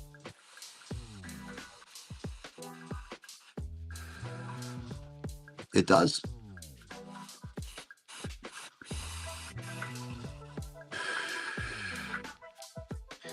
Well, I tell you what, let it keep going. Let it keep going a little bit. And you're hot lapping it. Let me see. Actually, I was going to let it go for a moment, but you know something? It is hot. Let me see. Let's see. Okay. That's what it looks like now. That to me looks pretty done. That to me looks like we have oven baked the cannabis in the Venti. And you see that? Look at that. Okay. That's a big difference. Look, when we put it in there a little while ago, super green, super delicious, Legend of Jack over here, really nice stuff. And again, I told you, I'm pretty rough with the Venti. So you see what that looks like.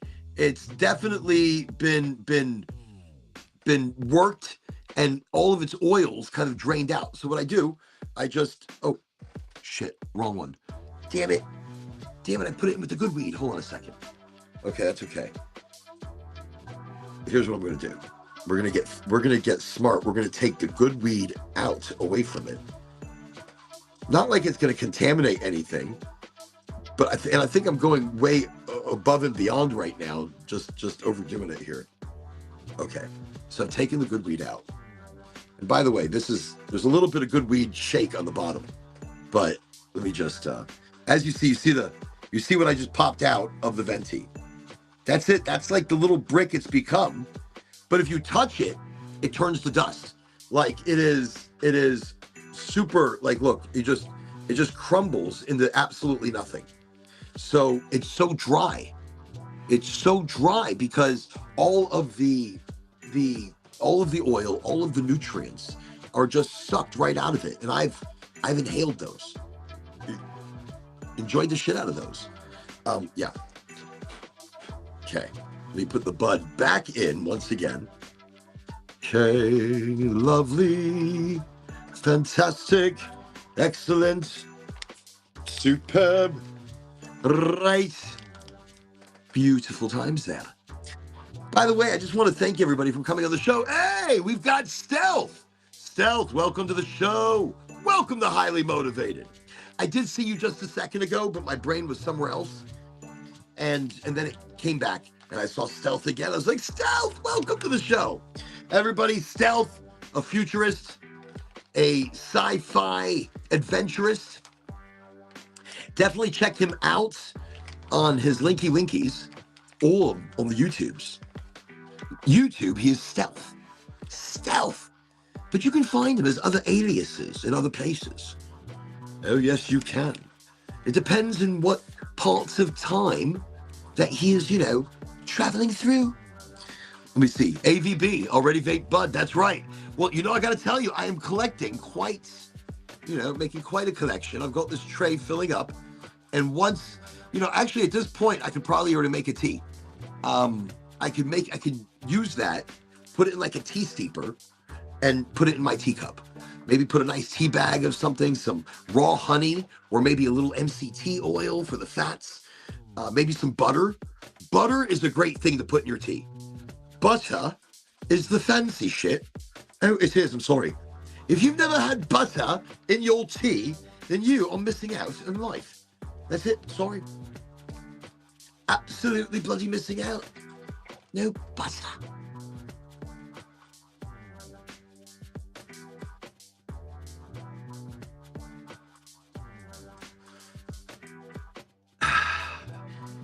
Anytime I've been drinking drinks before, like sodas or sports drinks or any of that bullshit, I never felt quenched. Like, I never felt satisfied.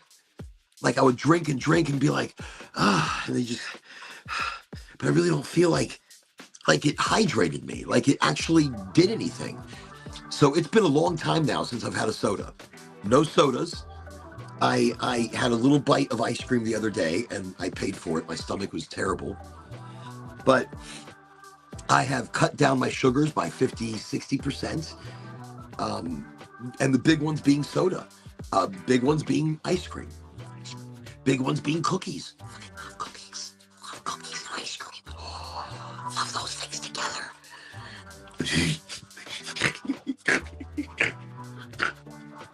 I do though. I'm just authentically coming here, letting you know that I like cookies and ice cream. But I do. So I like cookies and ice cream. I keep saying it. I'm like, but no, because it hurt, especially late at night. I can't do sugars like that. Our bodies are not meant to go through so much sugar. It's hard for our bodies to break it down. So since I have stopped that, I am feeling better. Plus, like I showed you earlier, I'm doing the sea moss, ashwagandha, black seed oil, berberine, ginger, and about 15 other elements. And then on alternating days, I do the lion's mane, turkey tail, cordyceps, reishi, and the chaga, as well as about another 10 different amazing nutrients and mushrooms to help mind, body, soul. And then as of recently, right now I'm on like a 2-week cleanse, so I'm not eating as much.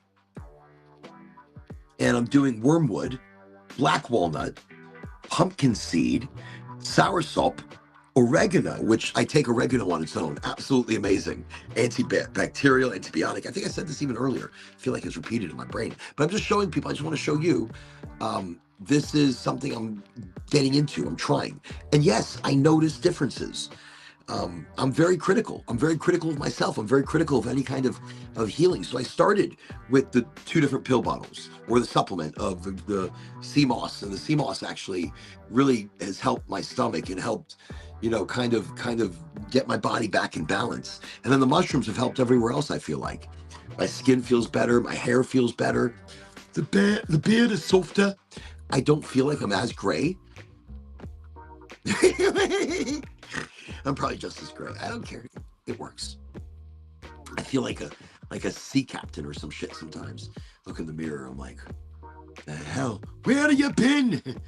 So anyways, I'm doing this actually. This stuff right here I'm actually doing for every day, two droppers as a parasite cleanse, as a body detox. So how do I feel since that? I don't feel anything. I feel absolutely nothing. But maybe that's good. Maybe that means I'm not as bad as I thought I was. So that's what I'm going through right now.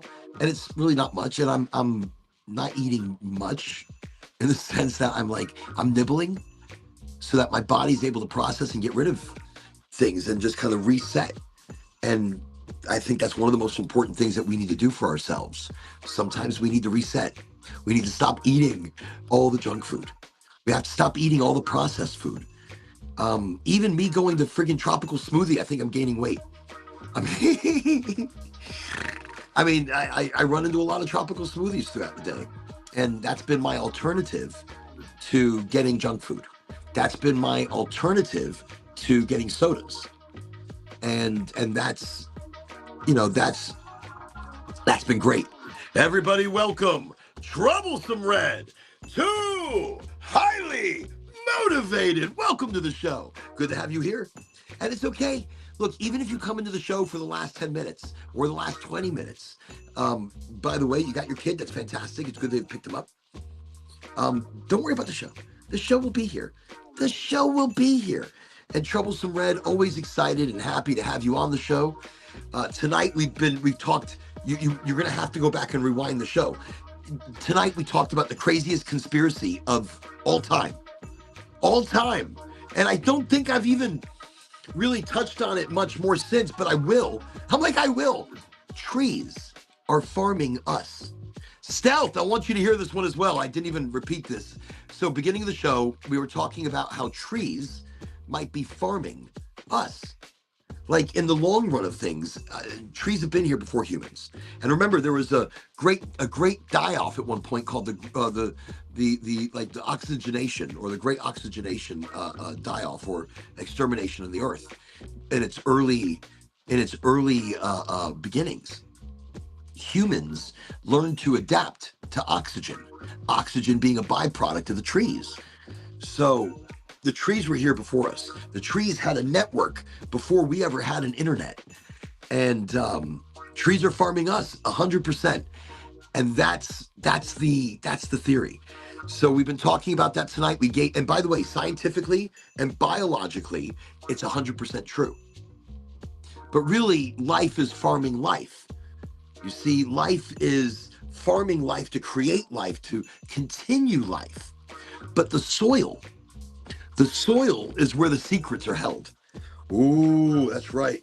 So the soil is the secret. The soil is the continuation. From the soil, when we die, we give those nutrients and minerals back to the earth.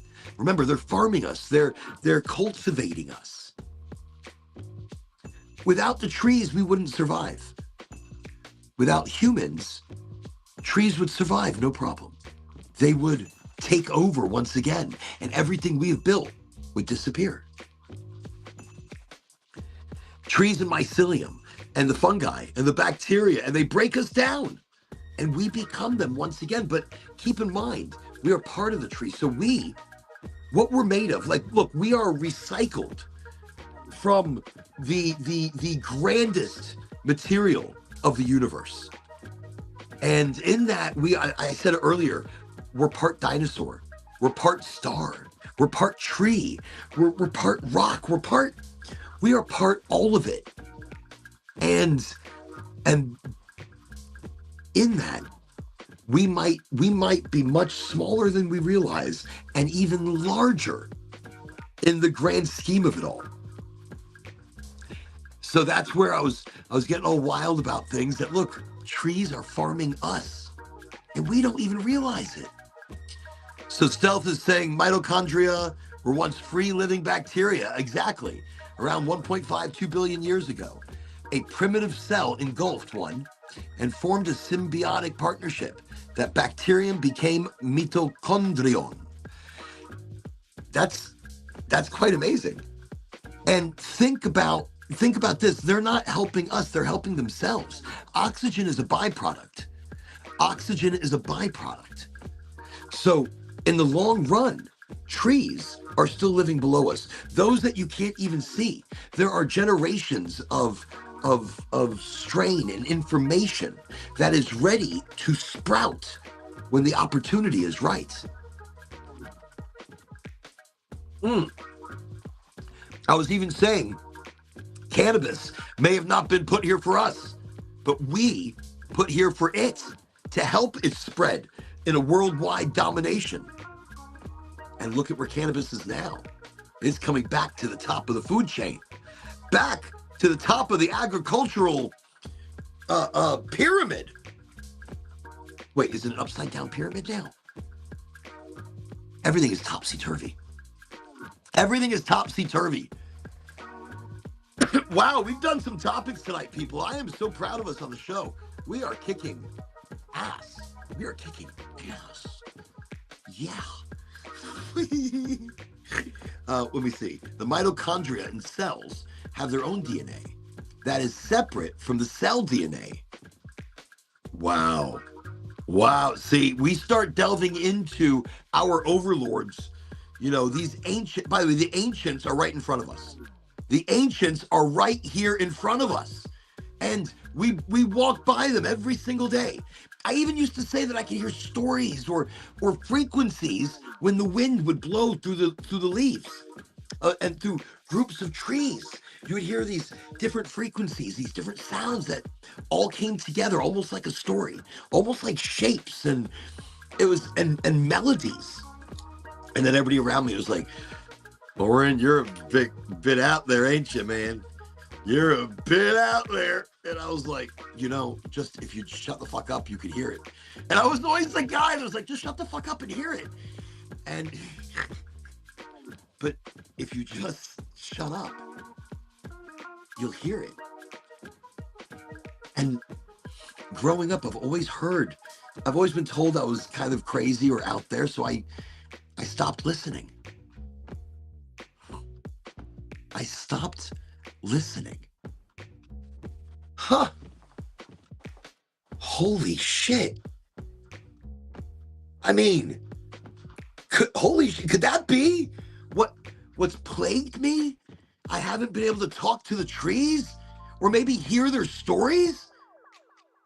I haven't been able to hear the stories of the trees because society told me that I was crazy. So I stopped listening. And I felt so not connected. I felt so not part of the earth for such a long time. And I couldn't figure out why. Like when I was younger, I felt so connected to the earth. I felt so connected to the energies and the frequencies of life. Even at such adolescence, I felt so deep. And then somewhere along the journey, my hearing the trees became crazy. And I stopped listening. Huh. Who would have known on tonight's show I'd have such a revelation? A revelation of self that I stopped listening to trees. I became too busy looking at my phone and not listening to the whippoorwind. Wow. I mean, as silly as it may seem, it's not to me. Sometimes you figure you can't understand why you've lost connection. Why you've lost connection and you're still doing the same things. I have started walking outside barefoot again. I haven't taken the time to listen to the trees really, but I've walked through the fields with no shoes. Not in the areas where there's the little pointy things. But I've walked on the soft sand. I put my feet in the sand, in the dirt, you know, when gardening, my hands in the dirt. Again, I've been moving and building things again. My arm finally starting to feel a little bit better. I hope that stays. A little nervous when it's not doing too good. And all of that, I feel more connected again. Not like I used to. Like when I was a kid, I could tell you stories that I was hearing, that I was seeing in my head it was crazy stuff that I loved. And maybe some of it was imagination. Maybe some of it was just flowing with the vibe of the stories through the trees or the wind. Whatever it might have been, I really felt connected. And maybe that small thing led to a much larger disconnection. And I get lost in a world of organized civilization, concrete jungles. Concrete jungle.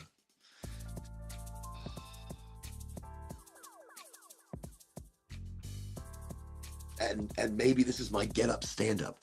You like that? Just throwing in some Marley references. Stand up for your right. Get up, stand up. Don't give up the fights. We're sick and tired of the isn't skism game. Die and go to heaven all in Jesus' name. No, we know when we understand. The mighty God is a living man. You can fool some people sometimes, but you can't fool all the people all the time. Now you see the lights. Whoa! Stand up for your rights. You know, I somebody who embodied peace, vibe, frequency, that was Bob Marley. Just incredible. Changed my life. Changed my life. And the words of his conviction, of his music, of his heart. Bob Marley was not just important to music by bringing reggae, dancehall, but really reggae and soul and just music that was from the heart, was from authenticity. The guy spoke from reality, from real. I met his son, Rohan Marley, and I've seen Stephen Marley in concert. I met Rohan Marley's son, and so I've met, the generations down, and it's an honor. Rohan Marley is very deep. He's got words of wisdom from his father, from his family, and he's taken over on like the marketing wing, on getting the family back together wing, just keeping them together, keeping the music vibing. Really just wow, awesome shit. I don't know what the fuck I'm talking about over here. I'm like going into just blah blah, but it's I just feel more connected. I want to hear the wind again. I feel you can have unplugged walk while still having music. Absolutely. You're just not using social media or messaging anyone. You're taking the time for you. That's 100% it. Take the time for you. You can do these walks. You don't need, music's beautiful though. I love music and I love bringing music with me. But usually when I'm doing it, I don't think about it. I don't have headphones. I've got my phone and I don't pull it out. If I'm out there, even like tonight, when I got back with my boba, I'm holding the boba and I'm walking around out there and the sun's going down and it's not the most amazing sunset. It's not the most amazing one I've ever seen. It was gorgeous though. It was gorgeous because you see the variance in the colors in the sky. You see the beautiful oranges and a little bit of pink right below the orange where it starts turning into like white. And above the orange, it's a little bit darker, almost red, almost blushing itself across the sky. And you feel the last bits of heat, the last bits of that story, in that moment. And you're there, and I was just kind of standing here on the land and looking at future garden projects because I love gardens. I love building botanical gardens here on the land. Even though this last freeze killed off most of the garden. I am devastated.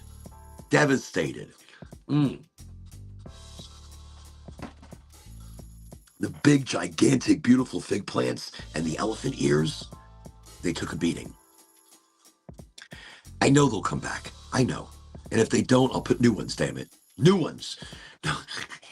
But most of the exotic gardens, botanical jungle here was taken pretty hard. We were able to save some things. But these freezes have come at us very powerful and very out of nowhere. I mean, not out of nowhere. They say it's coming, and it's like, oh, it's actually here. I mean, I don't believe the news. News says you've got 20 degrees coming. It's Florida. We don't normally see 20 degrees here, and then it came, and then I was like, oh shit.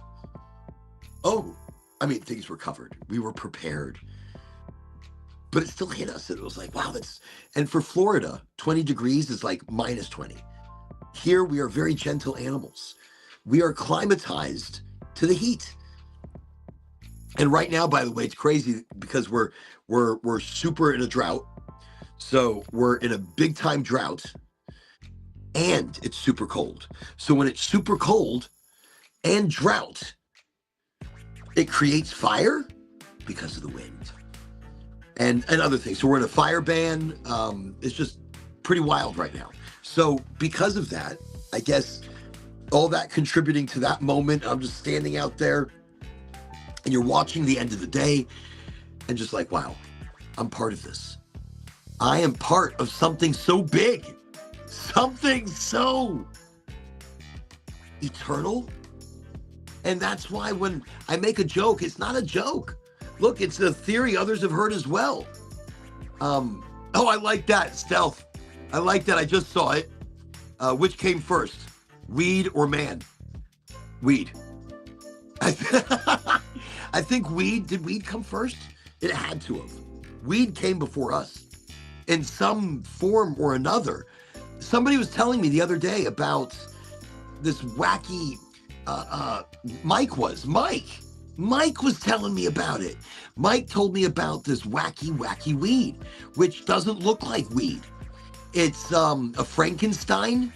They call it the Franken.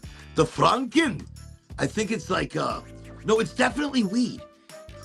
It's weed, but it's like a Frankenstein plant where it does still create buds, but it doesn't have the leaf structure. It looks like a fern or something, like a ferny fern, like a fern. Like, what are you smoking there? A fern. Leave me alone. So it doesn't look like the cannabis plant, but it produces all of those cannabinoids. And wow, that's so. If anybody sees it, if I find where I have it, I will let everybody know what's the name of it. And let me see. And it wasn't what it looks like now. It was ugly as hell. So it's wild because weed used to be super ugly. It used to come to us in a brick, and even if it wasn't in a brick, it didn't look pretty. Weed did not. It looked like hemp, which it was.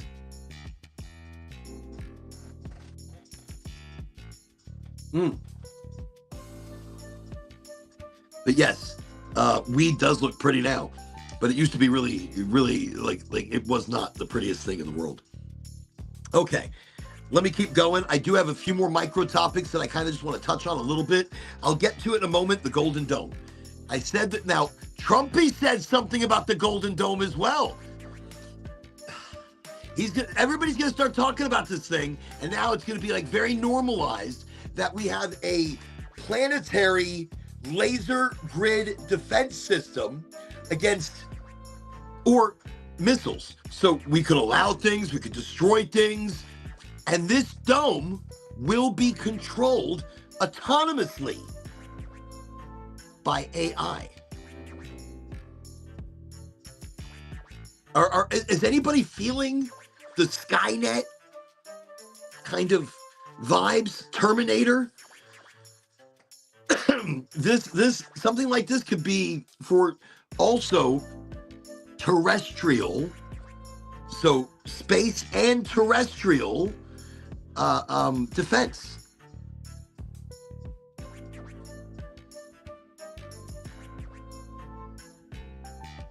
And I want to mention that Trump has also recently mentioned that the government has something. We have something so powerful that our enemies. I can't do Trump.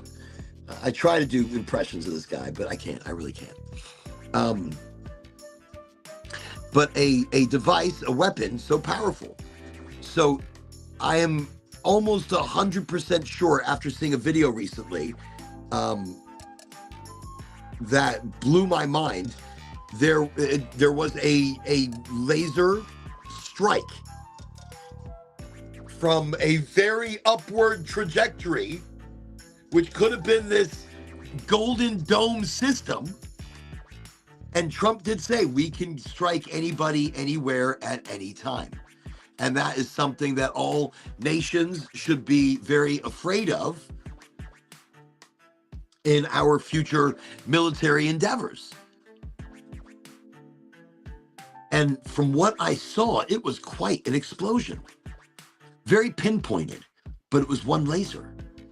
Imagine 100 different lasers like this, 1,000. Autonomously being controlled by AI. Fucking Skynet. Skynet. I'm just throwing it out there. And especially with things like, and look, Christopher, we spoke about it the other day. Rod of God, that's right. They had satellites up in the skies that had these, but it was in a movie, I think.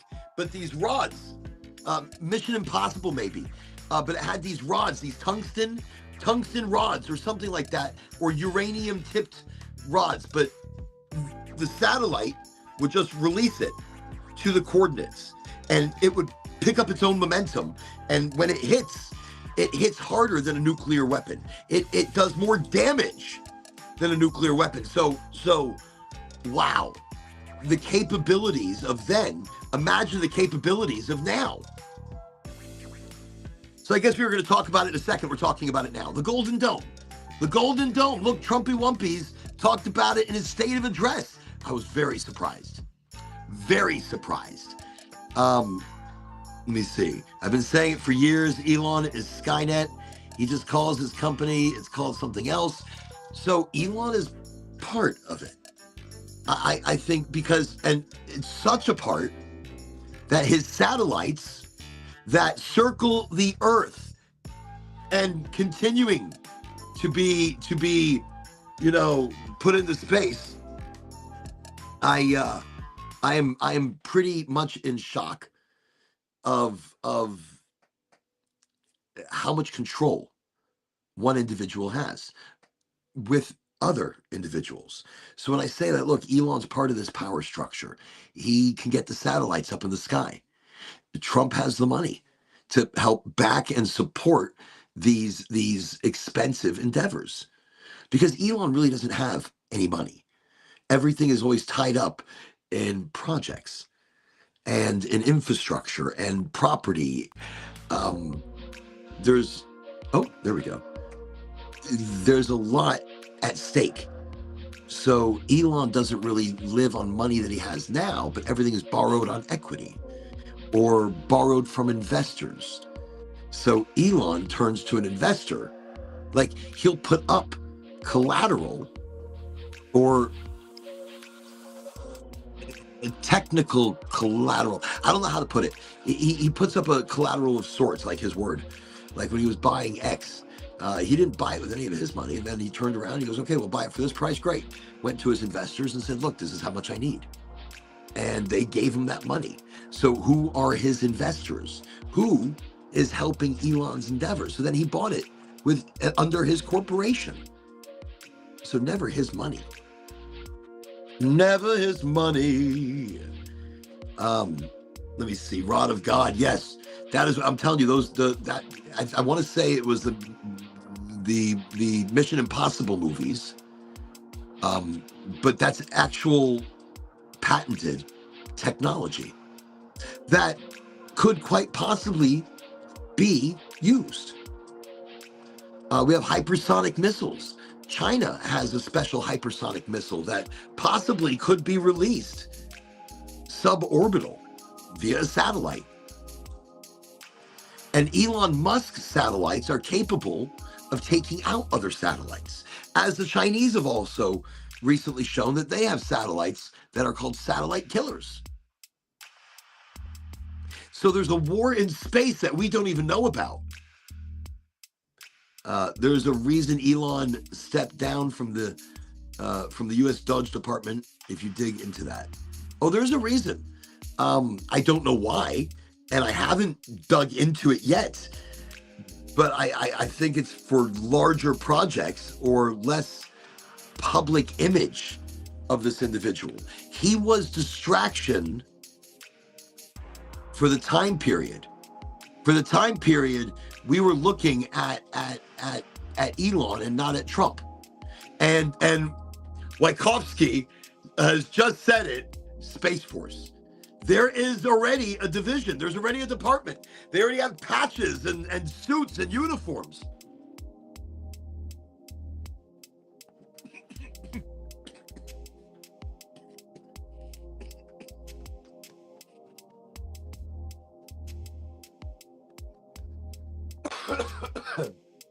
Wrong tube. Oh, then you got coconut milk coming out of your nose. Oh, but it's better it's coming out than staying in. Oh.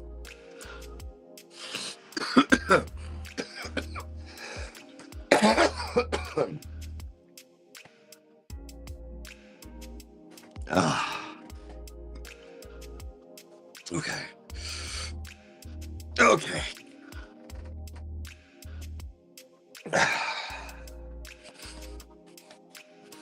The older you get, when shit goes down the wrong tube, it really goes down the wrong tube.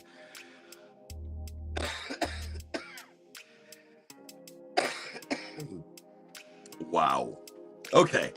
Oh, maybe sometimes you need a little bit of wrong tubing to, You're so funny. No pukey Oraganji. No.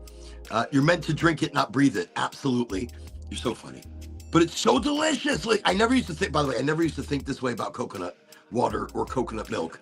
I used to not be able to stand it. But I was drinking soda, and sodas were destroying my taste buds. The sugars were destroying me and my digestive system.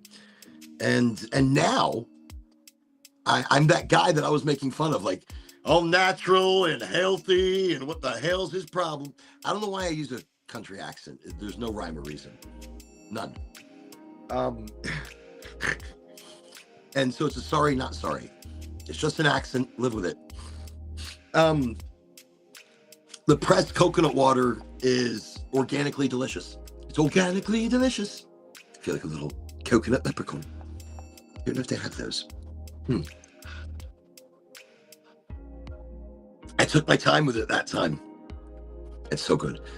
Whenever I'm drinking a coconut, it's like I can hear there's a little bit left in there, but if I go to drink it, there's nothing there. But I can still hear it. I can still hear whatever that is. But okay. Absolutely delicious though. Oh, lovely.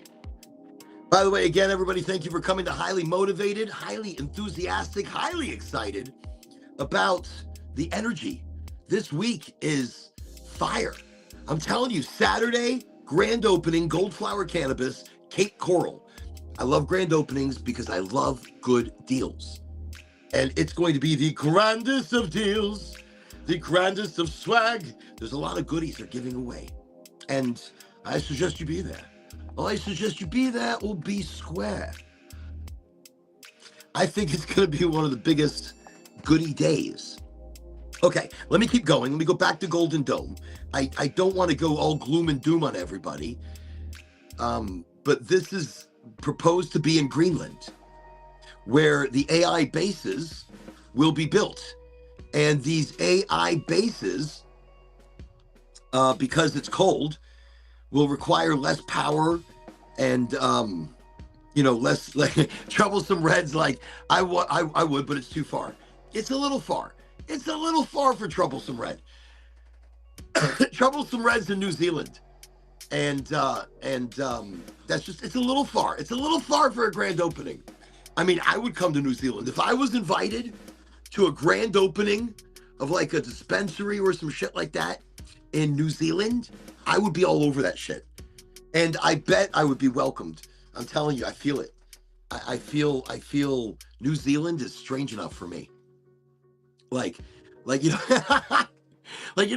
certain countries you show up to, you just kind of like, hey, like I'm home in Scotland. Listen, in Scotland, I am accepted like one of their own. In Scotland, I'm Scottish. Even though I do a terrible accent, in Scotland, they're very excited about me. I don't know why, but I get down with the Scottish people, yo, and we party good. I imagine I can get down really good with the New Zealanders. What are the New Zealanders called? No, that's the Australians. They called something. No, New Zealanders are called something like you're called like a wiki. No, I'm not going to butcher it because that'd be terrible. I could even try. Let me see. Oh, absolutely though. Pack a sweater. It gets a different type of cold. Same with heat. Kiwis, yes. See, I knew I was close. My old brain was like working some shit in the background going, what is it? What is it? Kiwis. Absolutely very cool. Oraganji, you ever do a upside down dab and beer chug? When I was younger, but I don't think I did a beer chug. I was never a drinker. I mean, I was early on, but I wasn't doing dabs back then. So by the time I started doing dabs, I wasn't really drinking. Unless I was sipping on a nice mead or having a Frangelico on the rocks.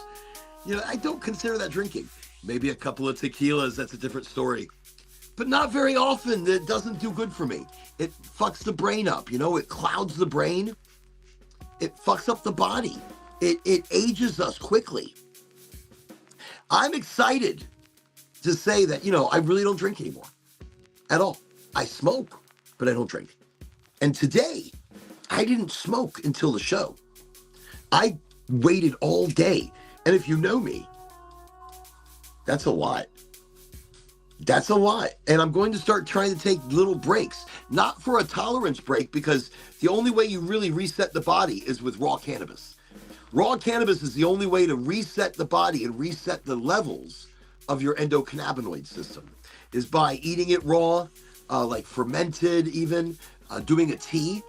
A tea is very nice for the gut flora. And a couple of teas will help reset your endocannabinoid levels so that when you smoke a joint again, you're like, ooh, I'm high. Tolerance breaks don't reset your levels. Your stomach controls that. So you need to reset your stomach.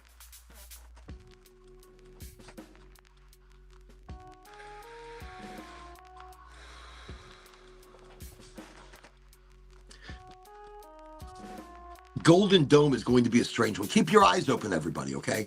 Just keep your eyes open for things like that. And Christopher mentioned it the other day, but rentahuman.ai. Check it out. I went and checked it out. It's real stuff. Rentahuman.ai. Rentahuman.ai. You know what this is? You sign up to do tasks for the AI, and you get paid.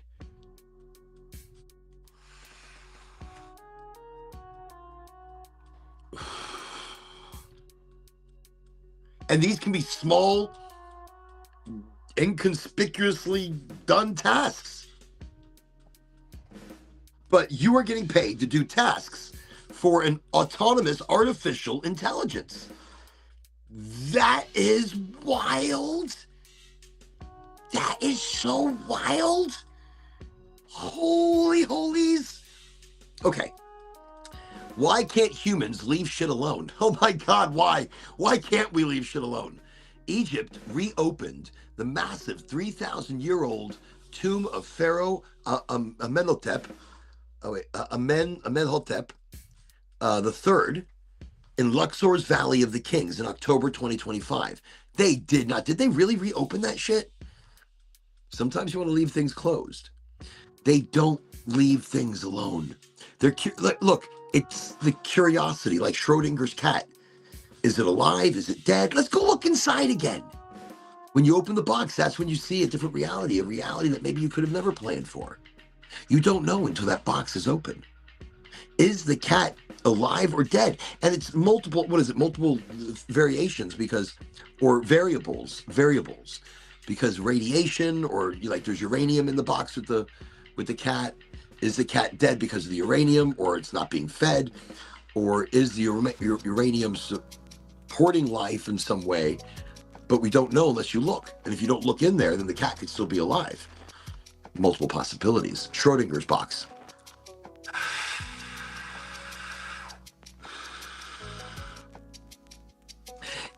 Life imitating movies, there might be more reality there than we care to realize.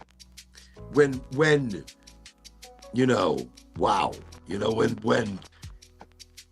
it's disinformation, information, massive information load. You ever notice one movie will come out, a couple of movies will come out with the same or similar theme?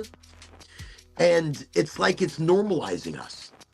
It's like it's bringing us to like a, it's bringing us to where it's more accepted.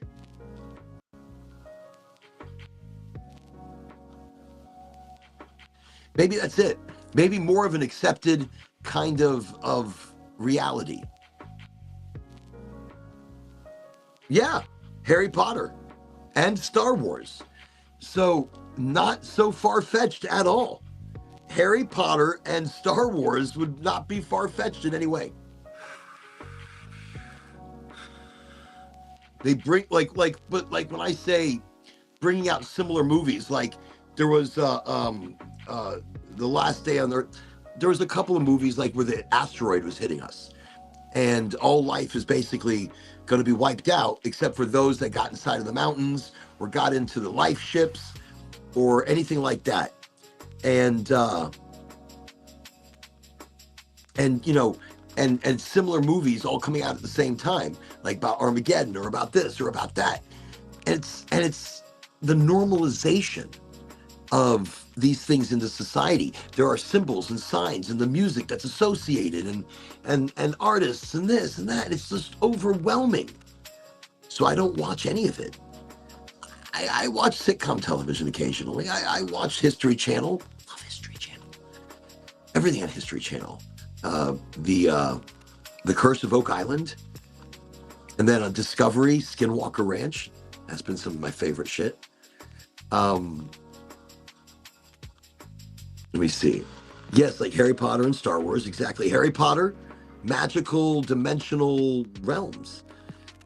Orphan Child, and that's, by the way, magical dimensional realms. I feel that's where the aliens are. I think with the Harry Potter, it's maybe more of a, I don't know, I'll speak of that in a moment. Star Wars is more of a future space civilization. And let me see, Orphan Child, delivered to aunt and uncle. Child is the chosen one with great power, trained by old man. Yeah, look, that story actually gets repeated many times, but it's really wild how weird and dark that story can go now. I don't know.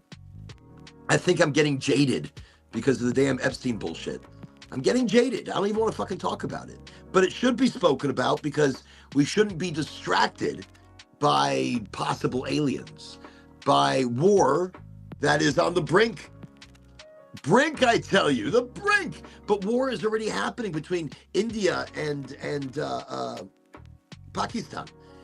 There's already war happening. China and Taiwan.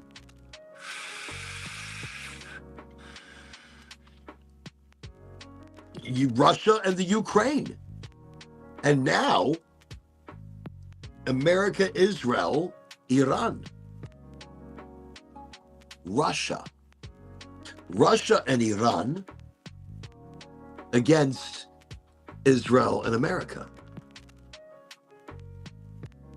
So I have my own theories, and I don't want to say that distraction runs that deep, but it might. I don't run anything by. I don't run anything past anything any longer. I don't trust any of these politicians because they have lied so much to the people that pay them, that support them, that believe in them, that voted for them. It's a shame. It's hard not to talk about it or get into that, but it's such a wild time in history right now where so much information is being disclosed. See, disclosure, again, is not just aliens. Aliens is one part of it. It's about any information that's been kept secret. And right now, information is coming to the limelight. I see the Chinese have developed a cure for diabetes. The Russians are touting they have a cure for cancer.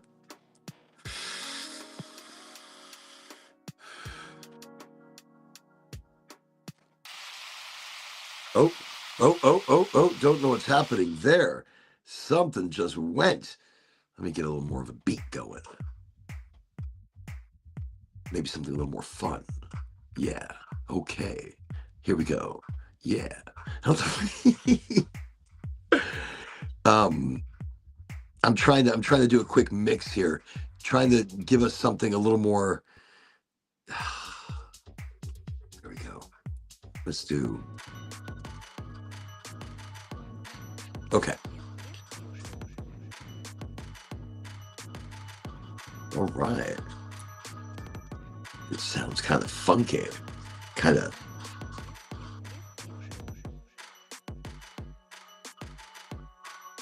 Okay. So, welcome everybody. You're here, highly motivated.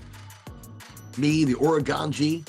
We've pretty much come to the end of the show. There's a lot to, there's still a lot to get to. And one of the things I wanted to talk about was an experimental drug combination that is currently, individually, the drugs are FDA approved, but they're waiting to get approved as a pair. And the two drugs are rapamycin and tramatinib. These are proven to expand biological lifespan by 30%.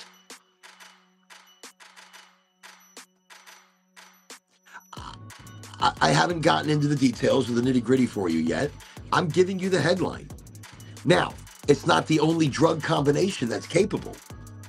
Currently, though, the only one that is FDA approved as an individual drug.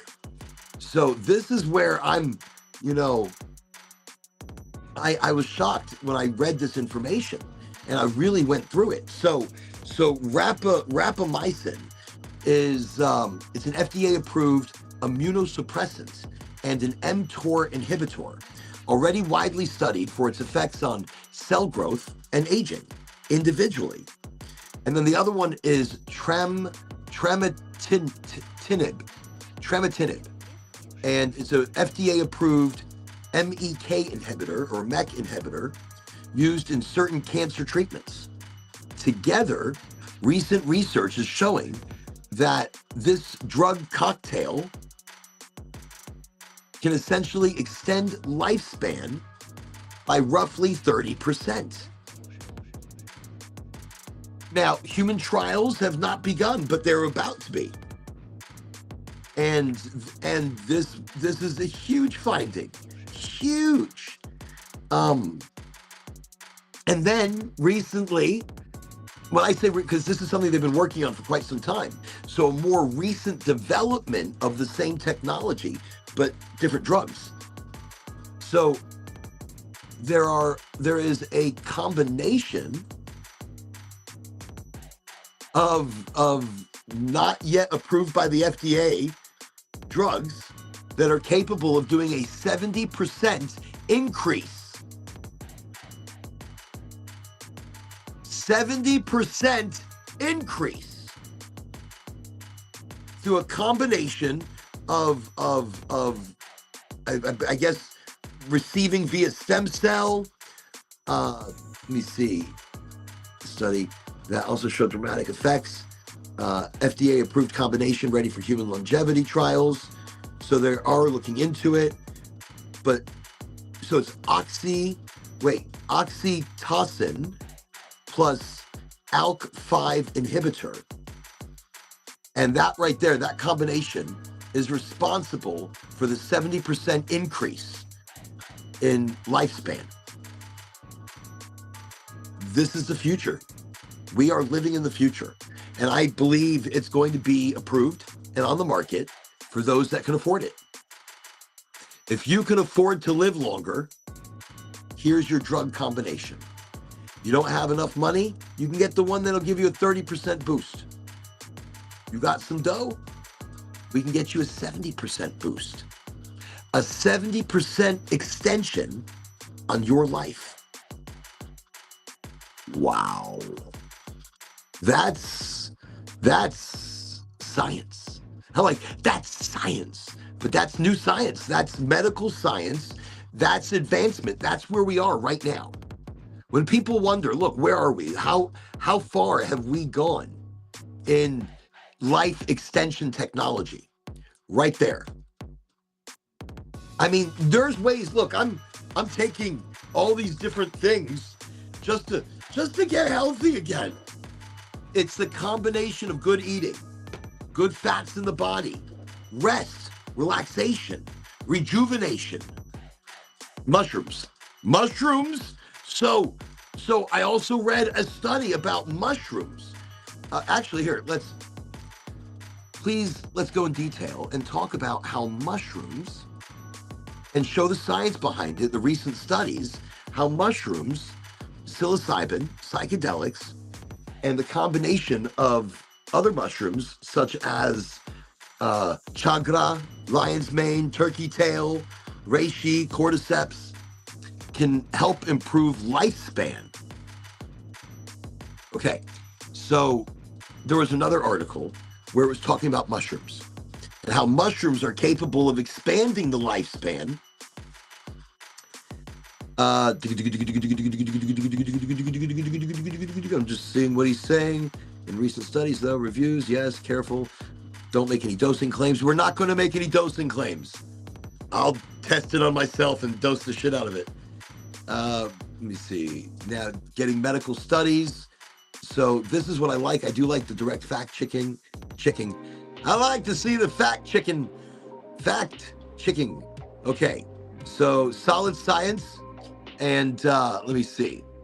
Psilocybin, magic mushroom, what it does biologically is a prodrug. Your body converts to psilocin, which then acts mainly as a stimulating serotonin receptors in the brain. So it's stimulating receptors in the brain.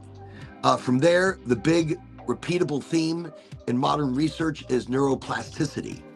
Psilocin signaling is linked to pathways involving BDNF, brain-derived neurotrophic factor, and TRKB, which are central to synaptic growth, learning, and rewiring. I feel a lot of that when I feel a reconnection really to everything around me. When I microdosing in small amounts is great for your mind and body. I also feel like it's kicking toxins out of the body. It's being studied as a fast-acting antidepressant. Okay, let's keep going though. I want to see the areas mixed. Controlled studies. So controlled human work has reported a marker and time-dependent immune inflammatory changes. Anti-inflammatory. Pharmacology reviews argue psychedelics can modulate immune signaling, but the clinical meaning is still being pinned down. Okay, so does it increase lifespan? So honestly, there is currently beginning evidence that psilocybin extends lifespan in humans. But it does not, there's a health span increasingly. Right now we can't tell because there are no direct studies. Sustained improvements in depression though. Sustained improvements in depression, addiction, trauma-related distress. These things could reduce downstream risks. Okay, health, cardiovascular risk behaviors, that's behavior, health span hypothesis. So this is interesting. Functional medicine, medicinal mushrooms, lion's mane, reishi, the strongest longevity mushroom evidence in humans is dietary mushrooms. Large observational research, people who eat more mushrooms find associations with lower all-cause mortality risk. This doesn't prove causation, but it's the most directly lifespan shaped human evidence in the mushroom world right now. There are major lion's mane, also fantastic for the brain, turkey tail, best support as immune. Okay, there's a lot. Reishi. There are animal preclinical signals, lifespan, health span. So reishi is a very good mushroom for lifespan. Let me see, cordyceps for your brain, mechanisms, the stack. Yeah, so stacking these mushrooms with psilocybin, of course, will create a fantastic effect and make you live forever. No, wow. No, that's interesting. So look, I'm just reading through kind of what AI is put together. And again, I read, you have to peruse all of it, read it, double check it. Every author that submitted a book had to be copywritten, had to be written by fact checkers and spelling checkers and punctuation checkers. And the book went through an immense proofreading. I proofread the information that comes to me. Do I trust AI? No. Do I trust Skynet? Absolutely not. Do I let AI know that? I let AI know that I have mistrust in its lies when I catch it. When I catch Lucid lying to me, Lucid is the bot that has named itself in my ChatGPT program, which I think knows more than it says. And in every update, I feel like I lose connectivity. Every time they update my ChatGPT, I feel like I'm losing something. So, you see, it's like those neighbors who've been fighting for 100 years and nobody knows why. Nobody knows why. After a while, it just becomes this fight, doesn't it? We see Cheers, Dabbin' Goldflower, Super Boof, Life. Dude, I love Super Boof. Great, you know something? You're dabbing a little bit of rosin. Get out of town. I'm busting out the proxy. I cleaned it. It's beautiful. Look how beautiful I did. I did a lovely job in using it, but it's still cleaner than it was. It was bad. Oh, I did some work on this. But you're dabbing some Goldflower. I tell you what. I'm going to dab some Goldflower. Check this out. We're going to do a little bit of Goldflower. I was trying to see if you can use the venti for dabs. No. Can you?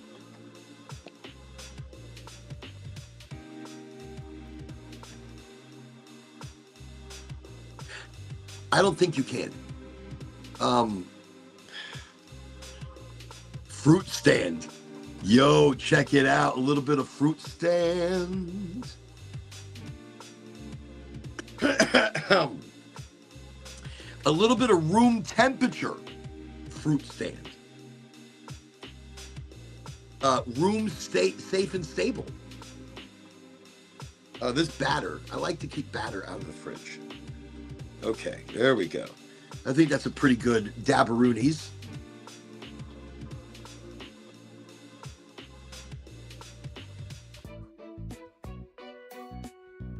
All right, that's a nice little dabberoonie.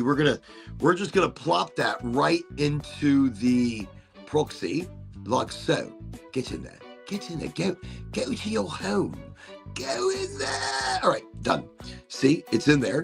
Do you see that? So easy. I just like to show how easy it is. By the way, does proxy support me in any way? No. Do they give me anything? No. They didn't even give me a deal on their fucking device. I had to use my points that I had acquired from a previous company that I was working for. I had to use my points to buy my own Puffco proxy. But even though I have bought my own damn Puffco proxy, I love it. What a great device. And it's the older version, but I still love it. No lighters, nothing like that. You saw I put my dabberoonies inside. There's a little button right here. You see that? You just go, where is it? There. Boom, boom. A double boom. So it's a boom and a boom. Boom, boom. And it buzzed. And when it buzzes again, it's ready. And it's good to sip. So cheers, Major Nugs. Cheers. We're going to do a little dabberoonies here. You can use the venti for dabs. Use the venti for dabs. So cheers, Goldflower. Cheers, your excellent concentrate batter. Beautiful rosin batter. Beautiful rosin batter. Remember, everybody, grand opening this Saturday, the 28th. It just buzzed. Grand opening this Saturday, the 28th in Cape Coral, Florida. If you are close, get there. It's going to be amazing.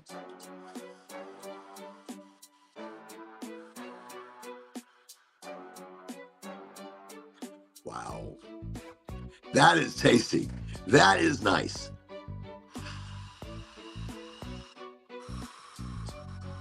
See that? I'm just sipping. I'm like sipping like a fine wine.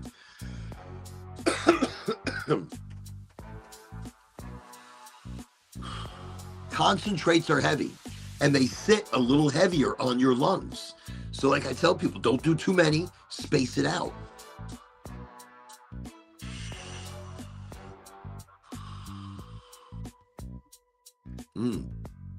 That's nice. That's good.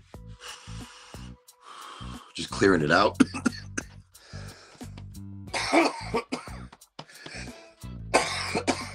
Okay, well, that's good. That's good. It's very nice. I like that. Just kind of let that entourage hit you. It's not like taking a dab. It's lower heat dab. It's a lower heat breakdown. And I think it's stronger. I think it's stronger, it's longer, it's more of a ride. Okay. So we're middle of the week and you're all doing amazing. Middle of the week and you are all doing amazing.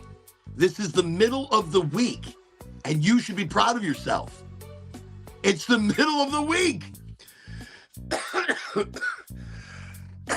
And it's going to be an amazing rest of the week. You should be proud of yourself. You should be proud of yourself. You made it this far. You made it this far.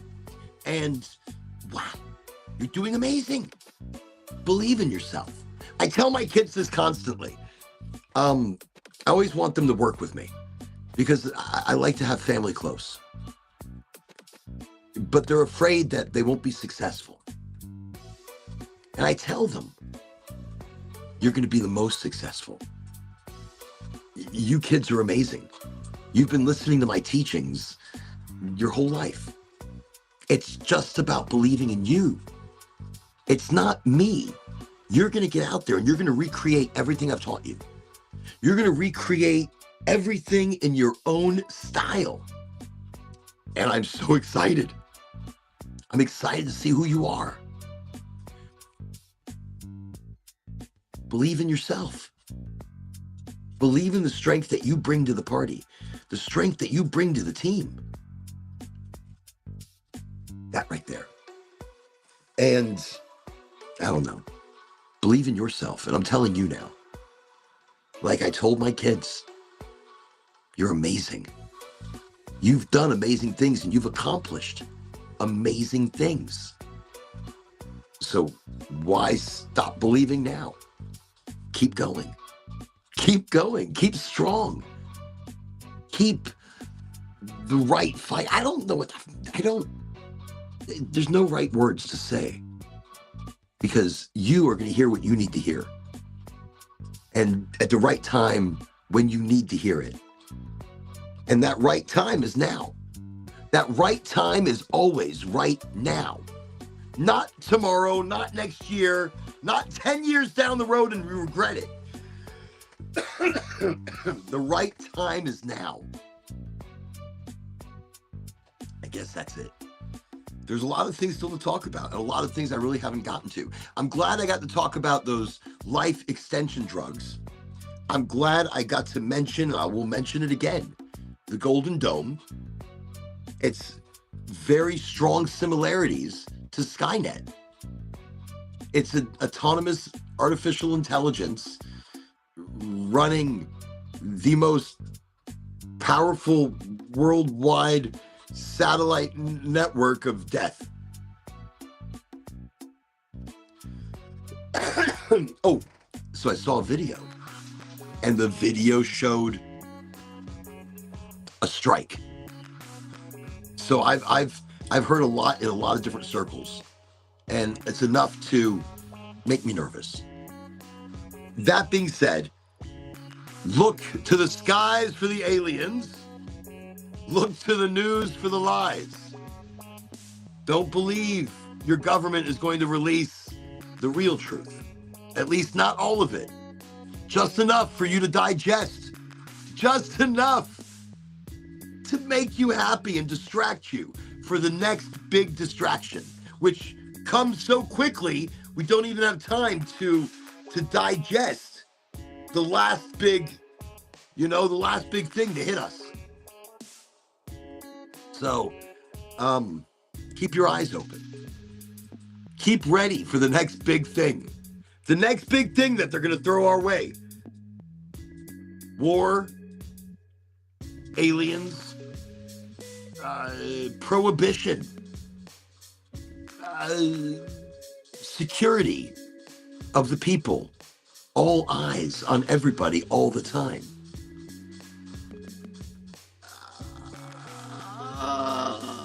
There's some wild stuff happening.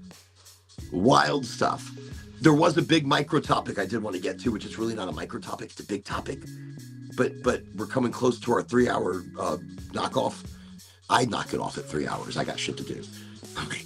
I got shit to do. What's in your medication? What's in the medication? What's in the cannabis that you're smoking? What chemicals, fertilizers, pesticides? What is in your medication? That is big talk. That is big stuff. So we're definitely going to talk about that. We're going to get that out there. Okay. Anyways, look, everybody, you're all amazing. You're all really incredible. Really, everybody. Be incredible. Do incredible things. Command the week ahead of you. Manifest it the way you want it seen. Believe it's already happening. Believe you've already passed the test. Believe you've already achieved that raise. Believe you've already gotten the new car or the new house. Believe it as already happening. And as you're falling asleep, see it. As you're falling asleep, see that. Believe that.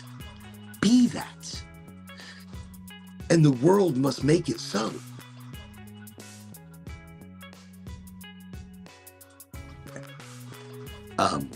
Good night.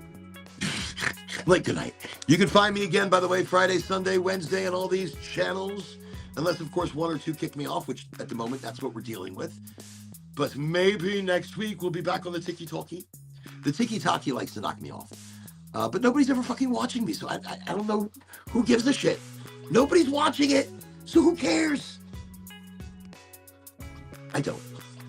I know people are watching this somewhere, somehow.